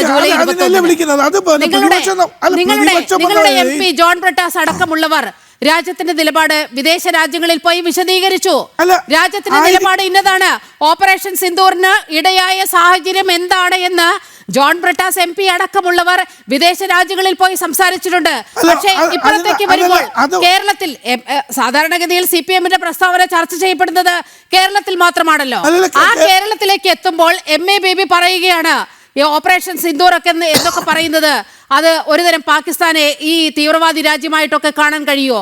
ഒരു ഭീകരാക്രമണം നടന്നാൽ അത് എങ്ങനെ പാകിസ്ഥാനെതിരെയാകും എന്ന് CPM-ന്റെ ജനറൽ സെക്രട്ടറി ചോദിക്കുമ്പോൾ നിങ്ങളുടെ പാർട്ടി, നിങ്ങളുടെ പ്രസ്ഥാനം LDF എന്ന് പറയുന്ന ഈ സംഗതി ആരുടെ കൂടെയാണ് നിൽക്കുന്നത് എന്ന് വളരെ കൃത്യമായി ജനങ്ങൾക്ക് ബോധ്യപ്പെടും. സതീഷ്, അല്ല, ഞാൻ ഒരു കാര്യം സ്വാഭാവികമായി പ്രതിപക്ഷത്ത് നിൽക്കുന്ന ഒരു പാർട്ടി എന്ന നിലയിൽ CPM അല്ല കോൺഗ്രസ് ആയിരുന്നാലും എല്ലാ പാർട്ടികളെന്നാലും ഇതിനെപ്പറ്റി ഒരു ചർച്ച വേണമെന്നും അതിൻ്റെ ആധികാരിക എന്താണെന്ന് അറിയാം. ഇവിടുത്തെ ഇന്ത്യയിലെ ജനങ്ങൾക്ക് അറിയണമെന്ന് പറയുന്നത് എന്താ തെറ്റ്?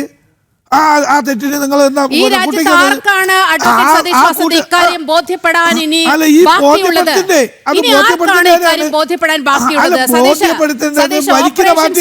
കുറിച്ച് പഹൽഗാമിൽ നടന്ന ഭീകരാക്രമണത്തെ കുറിച്ച് രാജ്യത്തെ ഒരു കൊച്ചുകുട്ടിക്ക് പോലും അറിയാം. നിങ്ങൾക്കിതൊന്നും അറിയില്ല. ഇനി ഇത് ചർച്ച ചെയ്യണം എന്നൊക്കെ പറയുന്നത് ഒരുതരം രാജ്യവിരുദ്ധ നിലപാട്, മോദി വിരുദ്ധ നിലപാട്, BJP വിരുദ്ധ നിലപാട് നിങ്ങളുടെ ഉള്ളിൽ ഉറങ്ങിക്കിടക്കുന്നത് കൊണ്ടാണ്. റിട്ടയർഡ് SP സുഭാഷ് ബാബു സാറിലേക്കാണ്. സാർ, നമ്മൾ നേരത്തെയും ഈ രാജ്യവിരുദ്ധത അതുപോലെ ഇസ്ലാമിക ഭീകരവാദികളെയൊക്കെ ആനപ്പുറത്തേറ്റി ഇങ്ങനെ ആഘോഷിക്കുന്ന ഒരുപാട് സന്ദർഭങ്ങൾ നമ്മുടെ മുന്നിൽ കണ്ടതാണ്. ഈ തൃത്തല ഫെസ്റ്റിൻ്റെ ഭാഗമായി യഹിയ സിൻവാർ ഉൾപ്പെടെയുള്ള ഈ ആഗോള ഭീകരരുടെ ചിത്രം വെച്ചുകൊണ്ടുള്ള പ്രദർശനങ്ങളൊക്കെ നമ്മൾ കണ്ടതാണ്. ആനപ്പുറത്തൊക്കെ എഴുന്നള്ളിക്കുന്ന ദൃശ്യങ്ങൾ. ഒപ്പം തന്നെ ഹമാസിൻ്റെ നേതാവ് ഓൺലൈനായി ഒരു പൊതുസമ്മേളനത്തെ അഭിസംബോധന ചെയ്യുന്ന കാഴ്ചകൾ നമ്മൾ കണ്ടതാണ്. അപ്പോൾ കേരളം ഇത്തരത്തിലുള്ള എല്ലാ വിധ്വംസക ശക്തികൾക്കും നിറഞ്ഞാടാൻ കഴിയുന്ന വിധത്തിലുള്ള ഒരു അന്തരീക്ഷം ഇവിടെ ഒരുക്കുകയാണ് ഒരു വിഭാഗം മതഭീകരത ഉള്ളിൽ ഒളിപ്പിച്ച് നടത്തുന്ന ചിലർ. ഇതിനെതിരെ സർക്കാർ എന്തുകൊണ്ടാണ് ഒരു തരത്തിലും ഒരു നടപടിയെടുക്കാത്തത്? ഇത്തരത്തിലുള്ള സംഭവങ്ങളോട് സർക്കാർ ഇങ്ങനെ ഒരു പ്രോത്സാഹജനകമായ ഒരു നിലപാടെടുക്കുന്നത് എന്തുകൊണ്ടാണ്? യഥാർത്ഥത്തിൽ ഇതൊക്കെ നിയന്ത്രിക്കപ്പെടേണ്ട ഘട്ടം അതിക്രമിച്ചില്ലേ? തീർച്ചയായിട്ടും ഒരു രാജ്യത്തിന്റെ നിലനിൽപ്പിന് തീവ്രവാദം പൂർണ്ണമായിട്ട് ഒഴിവാക്കിയേ പറ്റുള്ളൂ. അല്ലാതെ ഒരു രാജ്യത്തിന്റെ പുരോഗതി ഒരിക്കലും, സമാധാനം ഒരിക്കലും ഉണ്ടാക്കാൻ കഴിയില്ല എന്നുള്ളത് എല്ലാവർക്കും ബോധ്യമാണ്. അത് ഇന്ത്യ ഗവൺമെന്റും കേരള ഗവൺമെന്റും ഒക്കെ അറിയുന്നതാണ്. പക്ഷെ ഇവിടെ പ്രശ്നം എന്താണെന്ന് പറയുക രാഷ്ട്രീയമാണ്, അപ്പീസ്മെന്റ് ആണ്. അതുപോലെ തന്നെ ഏതെങ്കിലും രീതിയിൽ അവരെ ആശ്വസിപ്പിച്ച് തങ്ങളോടൊപ്പം നിർത്താൻ വേണ്ടിയിട്ടുള്ള എല്ലാ ശ്രമങ്ങളും നടത്തും. അതിന്റെ ഭാഗമാണ് ഈ വർഗീയവൽക്കരണത്തിന്റെ ഒരു ഭാഗം എന്ന് നമ്മൾ സമ്മതിച്ചു കൊടുക്കാതെ പറ്റുള്ളൂ. പക്ഷെ ഇവിടെ ഉണ്ടാകുന്ന പ്രധാനം എന്താ, തീവ്രവാദം എന്ന് പറഞ്ഞു കഴിഞ്ഞാൽ അതെന്തോ ഏതെങ്കിലും ഒരു സമൂഹത്തിനോടുള്ള ഒരു എന്ത് പറഞ്ഞ അവജ്ഞയാണ്, അല്ലെങ്കിൽ അവരെ നമ്മള് ഒറ്റപ്പെടുത്തുകയാണ്. അങ്ങനെയല്ല. അതിനകത്തുള്ളൊരു ചെറിയ വിഭാഗം ആളുകളുണ്ട്. അവരെ മാറ്റാതെ ആ വിഭാഗത്തിന് പോലും ശരിയായ രീതിയിൽ മുന്നോട്ട് കൊണ്ടുപോകാൻ പറ്റില്ല. അത് പലർക്കും അങ്ങനെയുള്ള ചിന്താഗതിയുണ്ട്. പക്ഷെ അത് പരസ്യമായിട്ട് സമ്മതിക്കാൻ വളരെ ആളുകൾക്കും മടിയാണ്. ഇപ്പൊ നമ്മളെ സംബന്ധിച്ചിടത്തോളം കേരള പോലീസിന്റെ ഡയറക്ടർ ജനറൽ ഓഫ് പോലീസുമാരായിരുന്ന ശ്രീ സെൻകുമാർ, ശ്രീ ജേക്കബ് പൊന്നൂസ്, ശ്രീ ലോക്നാഥ് ബെഹ്റ എന്നിവരൊക്കെ പരസ്യമായിട്ട് റിട്ടയർ ചെയ്ത്, അവർക്ക് അവിടെ ഒഫീഷ്യലായിട്ടിരിക്കുമ്പോൾ അതങ്ങനെ പരസ്യമായിട്ട് പറയാൻ പറ്റില്ല. അതുകൊണ്ട് റിട്ടയർ ചെയ്തതിനു ശേഷം അവരൊക്കെ വന്ന് പരസ്യമായിട്ട് പൊതുജനങ്ങളോട് പറഞ്ഞില്ല, ഇങ്ങനെയാണ് ഇവിടെ നടന്നുകൊണ്ടിരിക്കുന്നത്, ഇവിടെ തീവ്രവാദത്തിന്റെ വളരെ സജീവമായ സാന്നിധ്യമുണ്ട്, നടപടി എടുക്കുന്നുണ്ടോ ഇല്ലയോ എന്ന് അവർ പറഞ്ഞില്ലെങ്കിൽ പോലും ഉണ്ട് എന്നുള്ളത് അവർ പരസ്യമായി സമ്മതിക്കുമ്പോൾ ഇനി ആർക്കാണ് ഇതിനകത്തൊരു വിഷമമുള്ളത്? അപ്പൊ അവരെ സമാധാനത്തോടുകൂടി നിർത്തി മുന്നോട്ട് കൊണ്ടുപോകാം. അപ്പൊ ഏത് രീതിയിലുള്ള തീവ്രവാദമായാലും ശരി, UAPA നിയമത്തിന്റെ 15-ാം വകുപ്പിലും മറ്റു 16 അങ്ങനെയുള്ള താഴോട്ടുള്ള വകുപ്പുകളിൽ പറയുന്ന പ്രകാരമുള്ള കുറ്റം ഏതെങ്കിലും രീതിയിൽ നടന്നു കഴിഞ്ഞാൽ, ഇപ്പൊ ഇത് പറഞ്ഞ് ഈ ട്രെയിൻ ദുരന്തത്തെ സംബന്ധിച്ചോടൊന്ന് പറഞ്ഞു, ട്രെയിൻ ദുരന്തം കേരള പോലീസിന് തന്നെ UAPA നിയമം ആദ്യം തന്നെ ചുമത്താം. പക്ഷെ ആദ്യം തന്നെ ചുമത്തി കഴിഞ്ഞാൽ എന്താണെന്നറിയാം, അതിന്റെ ഷെഡ്യൂൾ ഒഫൻസ് ആയതുകൊണ്ട് അത് അന്വേഷിക്കണത് NIA ആണ്. അങ്ങോട്ട് അയച്ചു കൊടുക്കണം. അങ്ങോട്ട് അയക്കാതെ ഇവിടെ വെച്ചിട്ട് എന്തെങ്കിലുമൊക്കെ അഭ്യാസം കളിക്കാൻ സാധിക്കുമെന്നുള്ള പരീക്ഷണമാണ് ഈ UAPA നിയമം വിടാതിരിക്കുന്നത്. UAPA നിയമം എന്ന് പറഞ്ഞാൽ എന്താണ്, ഏതെങ്കിലും ആയുധം കൊണ്ടോ അല്ലെങ്കിൽ ഇതേമാതിരിയുള്ള സ്ഫോടക വസ്തുക്കൾ കൊണ്ടോ കെമിക്കൽ കൊണ്ടോ അങ്ങനെ ഏതെങ്കിലും രീതിയിലുള്ള നാശോന്മുഖമായ പ്രവർത്തനം ചെയ്യാൻ പറ്റുന്ന വസ്തുക്കൾ കൊണ്ട് പൊതുജനത്തിന് ഭീതിജനകമായ ഒരു സാഹചര്യം സൃഷ്ടിക്കുന്ന രീതിയിലുള്ള പ്രവൃത്തി എന്ത് ചെയ്താലും അത് ഒരു ഭീകരവാദത്തിന്റെ ഭാഗമായിട്ട് കണക്കാക്കുകയും ഈ വകുപ്പ് UAPA വകുപ്പ് ആർക്ക് വേണമെങ്കിലും, കേരള പോലീസിന് വേണമെങ്കിലും NIAക്ക് വേണമെങ്കിലും ആർക്ക് വേണമെങ്കിലും അതിനകത്ത് ചുമത്താൻ പറ്റുന്ന ഒരു സാഹചര്യമാണ് നിയമത്തിലുള്ളത്. അല്ലാണ്ട് NIAക്ക് അവിടെ പോയിട്ട് മാത്രമേ NIA എടുക്കുള്ളൂ. പക്ഷെ UAPA എടുത്തു കഴിഞ്ഞാൽ സ്വാഭാവികമായിട്ട് ആ കേസ് ഷെഡ്യൂൾ ഒഫൻസ് ആയതുകൊണ്ട് അങ്ങോട്ട് കൊണ്ടുപോകണം, അവരെ ഏറ്റെടുക്കണം എന്നുള്ളത് കൊണ്ടാണ് ഈ ബുദ്ധിമുട്ട്. അത് കഴിവതും ഒഴിവാക്കാൻ വേണ്ടിയിട്ടാണ് നമ്മളിപ്പോ കേരള പോലീസ് ആയാലും പല സംസ്ഥാനങ്ങളിലെ പോലീസുകളായാലും ഈ അഭ്യാസം കളിക്കുന്നത്. ഈ അഭ്യാസം കളിക്കാതെ തന്നെ അർഹമായ കേസുകൾ നേരെ ആ UAPAയിലേക്ക് ആക്കി കഴിഞ്ഞാൽ പ്രശ്നം തീരും. ഇപ്പം ഇതേമാതിരി ഈ തീവ്രവാദി നേതാക്കന്മാര് നമ്മുടെ ഇവിടുത്തെ ഓൺലൈൻ ആയിട്ട് മീറ്റിംഗിൽ ചെയ്യുന്നതിന് ആ സംഘാടകരുടെ പേരിൽ നടപ്പ് എടുക്കാം. അവരെ സംബന്ധിച്ചിടത്തോളം ഈ തീവ്രവാദത്തിനെ പ്രോത്സാഹിപ്പിക്കുന്ന രീതിയിലുള്ള നടപടി സ്വീകരിക്കുന്നു എന്ന് പറയുന്നത് പോലും ഇതിനകത്തില് ഒരു കുറ്റമായിട്ട് നമുക്ക് വ്യാഖ്യാനിക്കാം. അവിടെ നടന്ന കാര്യങ്ങൾ ശരിയായ രീതി വീക്ഷിച്ചതിന് ശേഷം അതിനകത്ത് ഗൗരവകരമായ കുറ്റമുണ്ടെങ്കിൽ അതിനകത്ത് നടപടി സ്വീകരിക്കും. പക്ഷെ സ്വീകരിക്കില്ല. കാരണം എന്താണെന്ന് വെച്ച് കഴിഞ്ഞാൽ അത് അവരുടെ ഇൻഹൗസ് സമ്മേളനമാണ്. ഇൻഹൗസ് സമ്മേളനത്തിൽ അവർ മാത്രമേ ഉള്ളൂ, വേറെ ആളുകളൊന്നും ഇല്ല എന്നുള്ള രീതി. എന്തായാലും ശരി, തീവ്രവാദമാണ്. അതിനൊന്നും ന്യായീകരണം ഒരിക്കലും നമുക്ക് നിയമപരമായിട്ട് അംഗീകരിക്കാൻ പറ്റില്ല, നടപടിക്രമത്തിന്റെ ഭാഗമല്ല. എന്ത് തീവ്രമായാലും ശരി, അതിന് നമ്മൾ അർഹമായ ഇതിനകത്തുള്ള ഡെഫിനിഷൻ പ്രകാരം, നിർവചന പ്രകാരം അത് UAPA കേസിൽ വിടുന്നതാണെങ്കിൽ നിർബന്ധമായിട്ട് UAPA ചുമത്താം. ചുമത്തിയതിനു ശേഷം അന്വേഷണം ഇവിടെ എടുക്കാം. NIA വരുന്നതോടുകൂടി സ്വാഭാവികമായിട്ട് അത് NIAക്ക് കൈമാറുക എന്നുള്ളതാണ് പ്രശ്നം.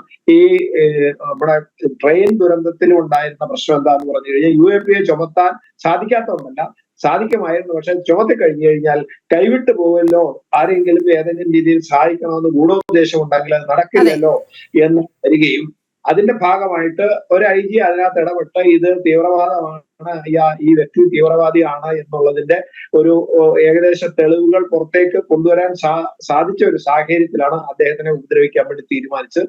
എന്തായാലും ശരി, ഉദ്ദേശശുദ്ധിയോടെ ചെയ്തൊരു കാര്യമല്ല, അപകടകരമാണ്. അത് പൊതുവെ ഇവിടെ നടന്നുകൊണ്ടിരിക്കുന്നത്. എനിക്ക് ഒരുപാട് നേരിട്ട് അറിയാവുന്ന ഒരു വ്യക്തി എന്നുള്ളത് ഞാൻ പറയുന്നു, ഇത് അവരെ ഏതെങ്കിലും രീതിയിൽ പ്രീണിപ്പിച്ച് നിൽക്കാൻ വേണ്ടി കഴിവതും തീവ്രവാദ പ്രവർത്തനങ്ങളെ വെള്ളപൂശി കൊണ്ടുവരാൻ സാധിക്കുമെങ്കിൽ അത് വെള്ള പുതപ്പിച്ച് നിർക്കാൻ ഇഷ്ടമല്ല, പക്ഷെ വെള്ള പൂശി കൊണ്ടുപോവുക, കൂടെ നടത്തുക എന്നുള്ളതാണ് യഥാർത്ഥത്തിൽ എല്ലാവരുടെയും ഇപ്പോഴത്തെ നയം.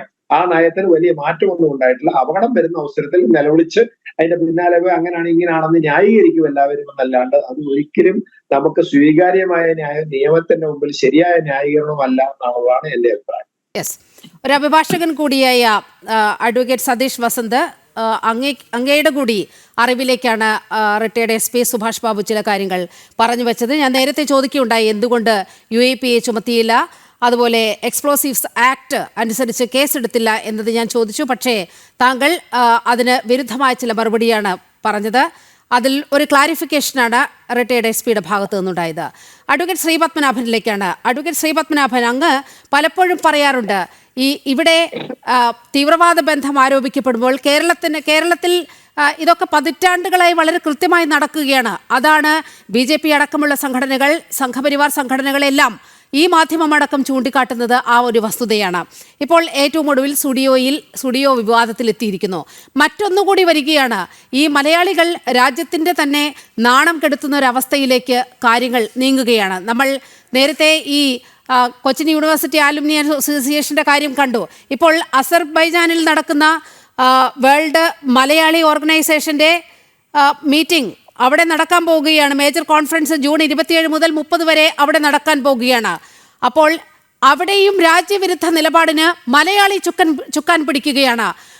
നേരത്തെ തന്നെ ഈ ഒരു വാർത്ത പുറത്തു വന്നപ്പോൾ വിവിധ കോണുകളിൽ നിന്ന് ആവശ്യമായിരുന്നു ഈ അസർബൈജാനിൽ ഈ വേൾഡ് മലയാളി കൗൺസിലിൻ്റെ യോഗം നടത്തരുത്, കോൺഫറൻസ് നടത്തരുത് എന്ന്. പക്ഷേ ഒരു നിർബന്ധ ബുദ്ധി കൊണ്ട് തന്നെ ആ പരിപാടിയുമായി മുന്നോട്ട് പോകുന്നു. അപ്പോൾ മലയാളികൾ രാജ്യവിരുദ്ധ നിലപാടെടുക്കുന്നു എന്നത് മലയാളികളെ മൊത്തം നാണം കെടുത്താൻ ചിലർ ഇറങ്ങിത്തിരിച്ചിരിക്കുന്നു എന്ന് വേണ്ടേ കരുതാൻ?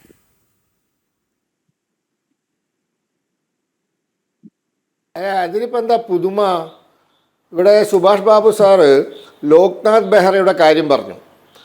ലോക്നാഥ് ബെഹ്റ NIA ഡെപ്യൂട്ടേഷനിൽ പോയിരുന്നു. ഞാൻ മനസ്സിലാക്കുന്നത് NIA IG ആയിരുന്നു അദ്ദേഹം. NIA ജോലി ചെയ്യുകയാണ്. ന്യൂയോർക്കിൽ പോയി, അതായത് മുംബൈ ബോംബ് തീവ്രവാദി ആക്രമണം അന്വേഷിക്കാൻ ന്യൂയോർക്കിൽ പോയി ഡേവിഡ് കോൾമാൻ ഹെഡ്ലിയെയും ഇപ്പൊ പിടിച്ചോണ്ട് വന്നിട്ടുണ്ടല്ലോ ഒരു വിദ്വാന്, തഹാവൂർ റഹ്മാൻ, തഹാവൂർ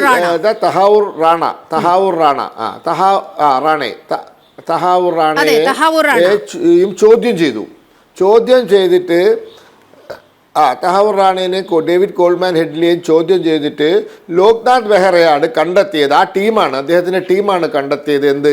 ഇസ്രത് ജഹാൻ ഒരു LET മോഡ്യൂളായിരുന്നു, ലഷ്കർ-e തോയ്ബയുടെ മോഡ്യൂളായിരുന്നു എന്ന്. ഈ ഇസ്രത് ജഹാൻ ഓർമ്മയല്ലേ?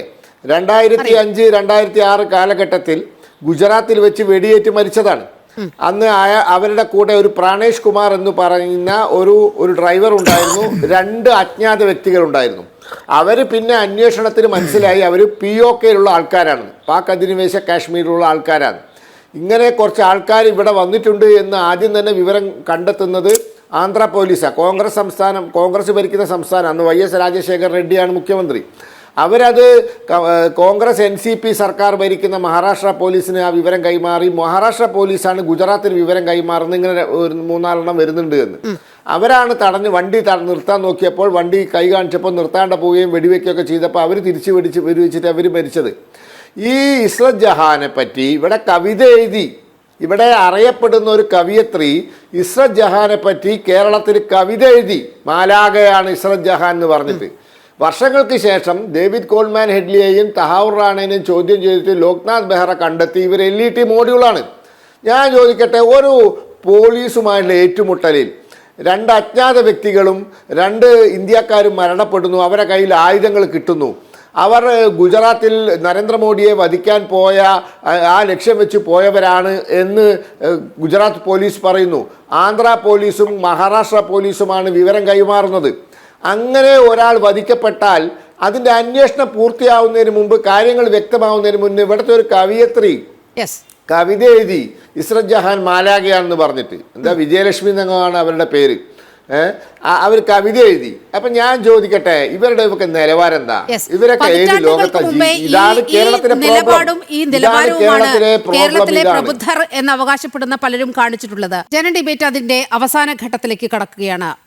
ഡോക്ടർ ആരിഫ് ഹുസൈനിലേക്കാണ്. ഡോക്ടർ ആരിഫ് ഹുസൈൻ, നമ്മുടെ ഈ വിദേശ മലയാളി സംഘടനകളൊക്കെ ഈ പാകിസ്ഥാന്റെയൊക്കെ സ്വാധീനത്തിൽ പെട്ടുപോയി എന്ന് സംശയിക്കേണ്ട അവസ്ഥയുണ്ടോ? ഏറ്റവും ഒടുവിൽ പുറത്തു വരുന്ന സൂചനയനുസരിച്ച്, ഞാൻ നേരത്തെ വേൾഡ് മലയാളി കൗൺസിലിൻ്റെ ഒരു കാര്യം പറഞ്ഞു, അസർബൈജാനിൽ നടക്കാൻ പോകുകയാണ്. നേരത്തെ പാകിസ്ഥാനുമായി ബന്ധപ്പെട്ട് നമ്മൾ കൊച്ചിൻ യൂണിവേഴ്സിറ്റി ആലുമിനി അസോസിയേഷൻ്റെ ആ പരിപാടി കണ്ടതാണ്. അഫ്രീദിയെ വലിയ ആരവത്തോടെ സ്വീകരിക്കുന്നതൊക്കെ കണ്ടതാണ്. അപ്പോൾ പാകിസ്ഥാന്റെ ഒരു സ്വാധീനത്തിൽ നമ്മുടെ മലയാളി സംഘടനകൾ അകപ്പെടുന്നു. ഇത് പാകിസ്ഥാന്റെ സ്വാധീനമാണെന്നൊന്നും ഞാൻ പറയില്ല. ഇത് ഈ ഒരു വിഷയത്തിൽ നമ്മളുടെ രാജ്യം നേരിടുന്ന ഇത്തരം തന്ത്രപ്രധാനമായ മേഖലകളിൽ നമുക്ക് ഉണ്ടാകുന്ന ഇത്തരം വിഷയങ്ങളിൽ നമ്മൾ നിലകൊള്ളേണ്ട ഒരു സംഗതിയെക്കുറിച്ചുള്ള ഒരു അവധാനത, അതാണ് ഇതിലെ പ്രശ്നമായിട്ട് ഞാൻ കാണുന്നുള്ളൂ. അത് ഉണ്ടാകുന്നത് എങ്ങനെയാണ്? അതുണ്ടാകണമെന്നുണ്ടെങ്കിൽ രണ്ട് വഴിയാണ്. ഒന്ന്, സ്വയം ഇതിനെക്കുറിച്ചൊരു ധാരണയൊക്കെ ഉണ്ടായി നമ്മൾ അതിനകത്തൊരു മുൻകരുതൽ എടുക്കുന്ന ഒരു രീതി. ഇപ്പം നമ്മളൊക്കെ അങ്ങനെയാണ് അത് ചെയ്യുന്നത്, അല്ലാതെ ഇപ്പോൾ ആരെങ്കിലും നമ്മളോട് അങ്ങനെ ചെയ്യുക എന്ന് പറഞ്ഞൊരു പേരിലല്ല. രണ്ടാമത്തെ വഴി എന്താണ്? ഇത് അങ്ങനെ ഇത് ആലോചിച്ച് ചെയ്ത് മിക്കവാറും ആളുകൾ ഇതിനെക്കുറിച്ച് കൂടുതലായിട്ട് വാർത്ത വായിക്കാനോ അല്ലെങ്കിൽ ഇതിന്റെ മറ്റു വശങ്ങളിലേക്ക് കടക്കാനോ ഒന്നും നേരമില്ലാത്ത ആളുകളാണ് കൂടുതലും ഇന്ത്യക്കാരെ സംബന്ധിച്ചിടത്തോളം പറയുകയാണെന്നുണ്ടെങ്കിൽ. അവരവരുടെ ജീവിതം ആയിട്ട് മുന്നോട്ട് പോകുന്ന ആളുകളാണ്. അപ്പൊ അങ്ങനെയുള്ള ആളുകൾ ഇതുപോലെ എന്തെങ്കിലും ചെയ്തു വെക്കുമ്പോൾ അതിനകത്തൊരു നിയമപരമായിട്ട് എന്തെങ്കിലും ഒരു വാണിംഗ് കൊടുക്കുന്ന സംവിധാനമോ അല്ലെങ്കിൽ ഏതെങ്കിലും തരത്തിലുള്ള ഇങ്ങനെ കാര്യങ്ങൾ അറിഞ്ഞു കഴിയുമ്പോൾ അതിനകത്ത് ഇടപെട്ട് അത് തടയാനുള്ള എന്തെങ്കിലും സംവിധാനമോ ഒക്കെ ചെയ്ത് അതിന്റെ പ്രശ്നം അവരെ ബോധ്യപ്പെടുത്താനുള്ളൊരു സംവിധാനം ഇവിടെ വേണം. അതിവിടെ ഉണ്ടോ എന്നുള്ളതാണ് നമ്മൾ ചോദിക്കുന്നത്. നമുക്കിപ്പോൾ ഈ അസർബൈജാനെ കുറിച്ചും ഇതൊക്കെ നമ്മൾ പറയുന്നത് തുടക്കം മുതലേ ചോദിക്കുന്ന ഒരു കാര്യമാണ്. ഹമാസ് എന്ന് പറയുന്ന സംഘടന ഒരു തീവ്രവാദ സംഘടനയാണ് എന്നതിൽ ആർക്കെങ്കിലും സംശയമുണ്ടോ? ഇവിടെ ഇരിക്കുന്ന ഇടതുപക്ഷക്കാരന് ചിലപ്പോൾ സംശയം കാണുമായിരിക്കും. സ്വാതന്ത്ര്യ സമര സേനാനി എന്നൊക്കെയാണ് അവർ വിളിക്കാറ്. പക്ഷെ ലോകത്ത് അങ്ങനെ ഒരു സംശയമില്ല. അവരെ ഒക്ടോബർ 7 നടത്തിയത് തീവ്രവാദമാണ് എന്നുള്ളതിൽ ആർക്കും തർക്കമില്ല. പക്ഷേ ഇന്നും ഇന്ത്യ, നമ്മൾ ഇടതുപക്ഷത്തിനേക്ക് വിടുക, ഇവിടുത്തെ BJP ഇവിടെ ഭരിക്കുന്നു. ഇപ്പോഴും ഈ ഹമാസിനെ ഒരു തീവ്രവാദ സംഘടനയായിട്ട് പ്രഖ്യാപിച്ച് അതുമായിട്ട് ഏതെങ്കിലും വിധേന അലൈ ചെയ്യുന്ന ഏതെങ്കിലും ഒരു തരത്തിൽ അതുമായിട്ട് ചേർന്ന് പ്രവർത്തിക്കുക, അവരുടെ നേതാക്കളെ വാഴ്ത്തുക, ഏതെങ്കിലും പ്രവൃത്തി ചെയ്യുന്ന ഒരാളെ ഇവിടെ തടയാൻ പാകത്തിന് ഒരു വഴി ഇവിടെ തുറന്നിട്ടുണ്ടോ ഇവിടുത്തെ ഈ പറയുന്ന കേന്ദ്ര ഗവൺമെന്റ്? ഇല്ല. എന്താ അത് ചെയ്യാത്തത്? ഇതേ ഹമാസ് തന്നെയല്ലേ പോക്കിൽ വന്നിട്ട് അവിടെ ഈ ആസൂത്രണമൊക്കെ നടത്തി പഹൽഗാം അറ്റാക്ക് വരെ നടത്തുന്നതിലേക്ക് വഴിവെച്ചത്? നമ്മളിത് എന്നോ പറയുന്നുണ്ട്. എനിക്ക് തോന്നുന്നു ഇതേ വേദിയിൽ ഈ ചാനലിൽ തന്നെ എനിക്ക് തോന്നുന്നു 5-10 തവണ ഇത് പറഞ്ഞുകൊണ്ടിരിക്കുന്നു. ഇപ്പോഴും അത് നമ്മൾ ചെയ്യുന്നില്ല എന്ന് വരുന്നിടത്ത് ഇങ്ങനെ എടുക്കേണ്ട ചില കാര്യങ്ങളുണ്ട്. ഇനി അതിന്റെ ഗുണം നമ്മൾ പറയുകയാണെന്ന്, ഇപ്പൊ പോപ്പുലർ ഫ്രണ്ടിനെ നിരോധിച്ചത് കൊണ്ടുള്ള ഗുണം നമ്മൾ എപ്പോഴും പറയാറുണ്ട്. എന്താണത്? അവരിവിടെ നിരോധിച്ചിട്ടില്ലായിരുന്നു എന്നുണ്ടെങ്കിൽ ഈ വഖഫിന്റെ വിഷയം വന്നപ്പോൾ, അല്ലെങ്കിൽ ഇനിയിപ്പോൾ യൂണിഫോം സിവിൽ കോഡിന്റെ വിഷയം വരാനിരിക്കുമ്പോൾ, അതുമല്ല ഇപ്പോൾ ഈ ഇസ്രായേൽ പാലസ്തീൻ വിഷയം തന്നെയാണെന്നുണ്ടെങ്കിലും ഇപ്പോൾ ഈ SIOനെയൊക്കെ നമ്മൾ ഇതേപോലെ ചെറിയ പിള്ളേർ നടത്തുന്ന കളിയായിട്ട് നമുക്ക് അതിനെ കാണാൻ കഴിയുന്നത് എന്തുകൊണ്ടാണ്? പോപ്പുലർ ഫ്രണ്ടുകാർ അകത്ത് കിടക്കണോണ്ടാണ്. അല്ലാന്നുണ്ടെങ്കിൽ നമ്മുടെ നാട് കുട്ടിച്ചോറാക്കിയിട്ടുണ്ടാവില്ലായിരുന്നു അവര്. അപ്പൊ അവരെ അങ്ങനെ അകത്തിട്ടത് കൊണ്ടുള്ള ഗുണം നമ്മൾ നേരിട്ട് കാണുകയാണ്. ഇതേപോലെ ചെയ്യേണ്ട ചില കാര്യങ്ങൾ ചെയ്താൽ ഗുണമുണ്ടാകുമെന്നിരിക്കെ എന്തുകൊണ്ടാണ് ഇത് ചെയ്യാത്തത് ഈ ഹമാസിന്റെ വിഷയത്തിൽ? എന്നാലല്ലേ ഇതിനേക്കാൾ വലിയ വിഷയങ്ങൾ വരുമ്പോൾ, അല്ലെങ്കിൽ ഇതിന്റെ ഈ ഹമാസ് എന്ന് പറയുന്നത്, ഞാൻ പറയാ ഈ തീവ്രവാദം എന്ന് പറയുന്ന വിഷയത്തെ അഡ്രസ്സ് ചെയ്യുന്നുണ്ടെങ്കിൽ അതിന്റെ എപ്പിറ്റോമിയാണ്. അത് ഏറ്റവും അടിസ്ഥാനപരമായിട്ട് ചെയ്യേണ്ട ഒരു വിഷയമാണ്. അതാണ് ഇതിന്റെ ഒരു വലിയ ഒരു നിലയിൽ ഇന്ന് നിൽക്കുന്നത്. കാരണം ഏറ്റവും കൂടുതൽ മുസ്ലിങ്ങളെ ധ്രുവീകരണം നടത്തി തീവ്രവാദത്തിലേക്ക് ആനയിച്ചിട്ടുള്ള ഒരു സംഭവത്തിന് തുടക്കമിട്ട ആ സംഘടന ആയിട്ട് തന്നെ കാണുന്ന ആൾ. ഇപ്പൊ കഴിഞ്ഞ ദിവസം നമ്മളൊരു സ്ഥലത്ത് പതാക ഉയർത്തുന്നത് കണ്ടു. അവരുടെ പതാകയിൽ അവർ ലാ ഇലാഹ ഇല്ലല്ലാഹ് മുഹമ്മദ് റസൂലുള്ളാഹ് എന്ന് എഴുതുമ്പോൾ അവർ കോപ്പി ചെയ്യുന്നത് ഈ ഹമാസിന്റെ പതാകയിലുള്ള അതേ എഴുത്തും ആ ഒരു ശൗര്യവുമാണ് അവരവിടെ കോപ്പി ചെയ്യാൻ വേണ്ടിയിട്ട് നോക്കുന്നത്. ഇത് ഇത്തരം തീവ്ര ആശയങ്ങൾ കൊണ്ടു നടക്കുന്ന ആ തീവ്ര സംഘടനകൾക്ക് പോലും ഒരു ലെജിറ്റിമൈസേഷനാണ് അവിടെ കൊടുക്കുന്നത്. നമ്മളെ സംബന്ധിച്ചിടത്തോളം ഇത് കാണുമ്പോൾ, ഇത് മനസ്സിലാവുമ്പോൾ നമുക്ക് ഭയമാണ്. ഇത് നമ്മുടെ നാട്ടിലെ ഇത് നോക്കേണ്ട ആളുകൾ നോക്കുന്നില്ല, കാണേണ്ട ആളുകൾ കാണുന്നില്ല. ഇവിടുത്തെ ഗവൺമെന്റ് BJP എന്തൊക്കെ ചെയ്തു എന്ന് പറഞ്ഞാൽ ഈ കാര്യത്തിൽ വളരെ പുറകിലാണെന്ന് പറയാതെ നിവൃത്തിയില്ല എന്ന് തന്നെയാണ് എനിക്ക് ഇതിൽ പറയാനുള്ളത്. നിലപാട് ഉണ്ടാകുമെന്ന് പ്രതീക്ഷിക്കാം. അഡ്വക്കേറ്റ് ശ്രീപത്മനാഭൻ, അങ്ങേക്കൊന്ന് പറഞ്ഞ് അവസാനിപ്പിക്കാം. ഈ ചർച്ച നമുക്കൊന്ന് കൺക്ലൂഡ് ചെയ്യാം. അതെ, ഇന്നെന്താന്ന് വെച്ച് കഴിഞ്ഞാൽ കേന്ദ്ര സർക്കാർ ചില നിബന്ധനകളുടെയും നിയമങ്ങളുടെയും അടിസ്ഥാനത്തിൽ പ്രവർത്തിക്കുന്ന ഒരു സംവിധാനമാണ്. അപ്പോൾ നമ്മൾക്ക് നമ്മുടെ രാജ്യത്ത് പ്രവർത്തിക്കുന്ന സംഘടനകളുടെ കാര്യത്തിൽ മാത്രമേ കൃത്യമായ തീരുമാനമെടുക്കാറുള്ളൂ. മറ്റു കാര്യങ്ങളിൽ നമ്മൾ എടുക്കുന്ന കാര്യങ്ങൾ നമുക്ക് പുറമെ പറയാൻ പറ്റില്ല. ഇപ്പോൾ ഇന്ത്യ അന്താരാഷ്ട്ര തലത്തിൽ പല കാര്യങ്ങളും ചെയ്യുന്നുണ്ട്. അത് നമുക്ക് എല്ലാം അറിഞ്ഞുകൊള്ളുന്നില്ല. ഇനി അറിഞ്ഞതും പലതും പുറമെ പറയാൻ പാടില്ലാത്തതാണ്. അപ്പോൾ രാജ്യത്ത് ചില നിയമങ്ങളുടെ അടിസ്ഥാനത്തിൽ രാജ്യത്തിലെ ചില നടക്കുന്ന കാര്യങ്ങളിൽ ചില നിയമപരമായ നടപടി എടുക്കും എന്നല്ലാതെ മറ്റ് അന്താരാഷ്ട്ര കാര്യങ്ങളിൽ, വിദേശ രാജ്യങ്ങളിൽ നടക്കുന്ന കാര്യങ്ങളിൽ, ഇപ്പം ഞാൻ ഒറ്റ ഉദാഹരണം പറഞ്ഞുതരാം. കാനഡയിൽ ഇപ്പോൾ വലിയ ബഹളം നടന്നു കഴിഞ്ഞ ദിവസം. ഖാലിസ്ഥാൻ വാദികൾ ഇന്ത്യയുടെ അവിടെ G7 സമ്മിറ്റിന് ഇന്ത്യയെ ക്ഷണിച്ചതിനെതിരായിട്ട് അവിടെ വലിയ പ്രകടനം നടത്തി. അപ്പം അവരുടെ ഒരു വലിയ പരാതി എന്താ പറയുക, നജർ എന്ന് പറയുന്ന ഒരു ഖാലിസ്ഥാനി അവിടെ വധിക്കപ്പെട്ടു. അജ്ഞാതരാണ് കൊന്നത്. അത് ഇന്ത്യ ഗവൺമെൻറ് ആണ് എന്നാണ് അവരുടെ വാദം. അപ്പോൾ ഞാൻ ഇപ്പം പറയുകയാണ്, പല കാര്യങ്ങളും നമുക്ക് പുറമെ പറയാൻ പറ്റില്ല. അപ്പോൾ ഇതൊക്കെ ചില എല്ലാം പറയാൻ പറ്റുന്നതല്ലല്ലോ. ഇതൊക്കെ കുറെ നമ്മൾ മനസ്സിലാക്കണമെന്നാണ് ഈ വിഷയത്തിൽ പറയാൻ. ഭീകരത എന്ന മഹാവിപത്തിന് മുകളിലാണ് ഇന്ന് കേരളം. ഇത് തുറന്നു പറയാൻ മടിക്കുന്നവരുടെ ലക്ഷ്യം കൃത്യമായ പ്രീണനമാണ് എന്നുള്ള കാര്യത്തിൽ ഒരു തർക്കവുമില്ല. മതേതരത്വം എന്നാൽ സർവമത സമഭാവനയാണ്. ഇതിന് വിരുദ്ധമായി മാധ്യമങ്ങളും ഇടത് വലത് മുന്നണികളും നിലപാടെടുക്കുമ്പോഴാണ് ഞങ്ങൾ ചില കാര്യങ്ങൾ തുറന്നു പറയുന്നത്. ഈ ഡിബേറ്റ് ഇവിടെ പൂർണ്ണമാകുകയാണ്. ഈ ചർച്ചയിൽ പങ്കെടുത്ത എല്ലാ അതിഥികൾക്കും പ്രേക്ഷകർക്കും നന്ദി. ജന ഡിബേറ്റ് പൂർണ്ണമാകുന്നു. ഇടവേള.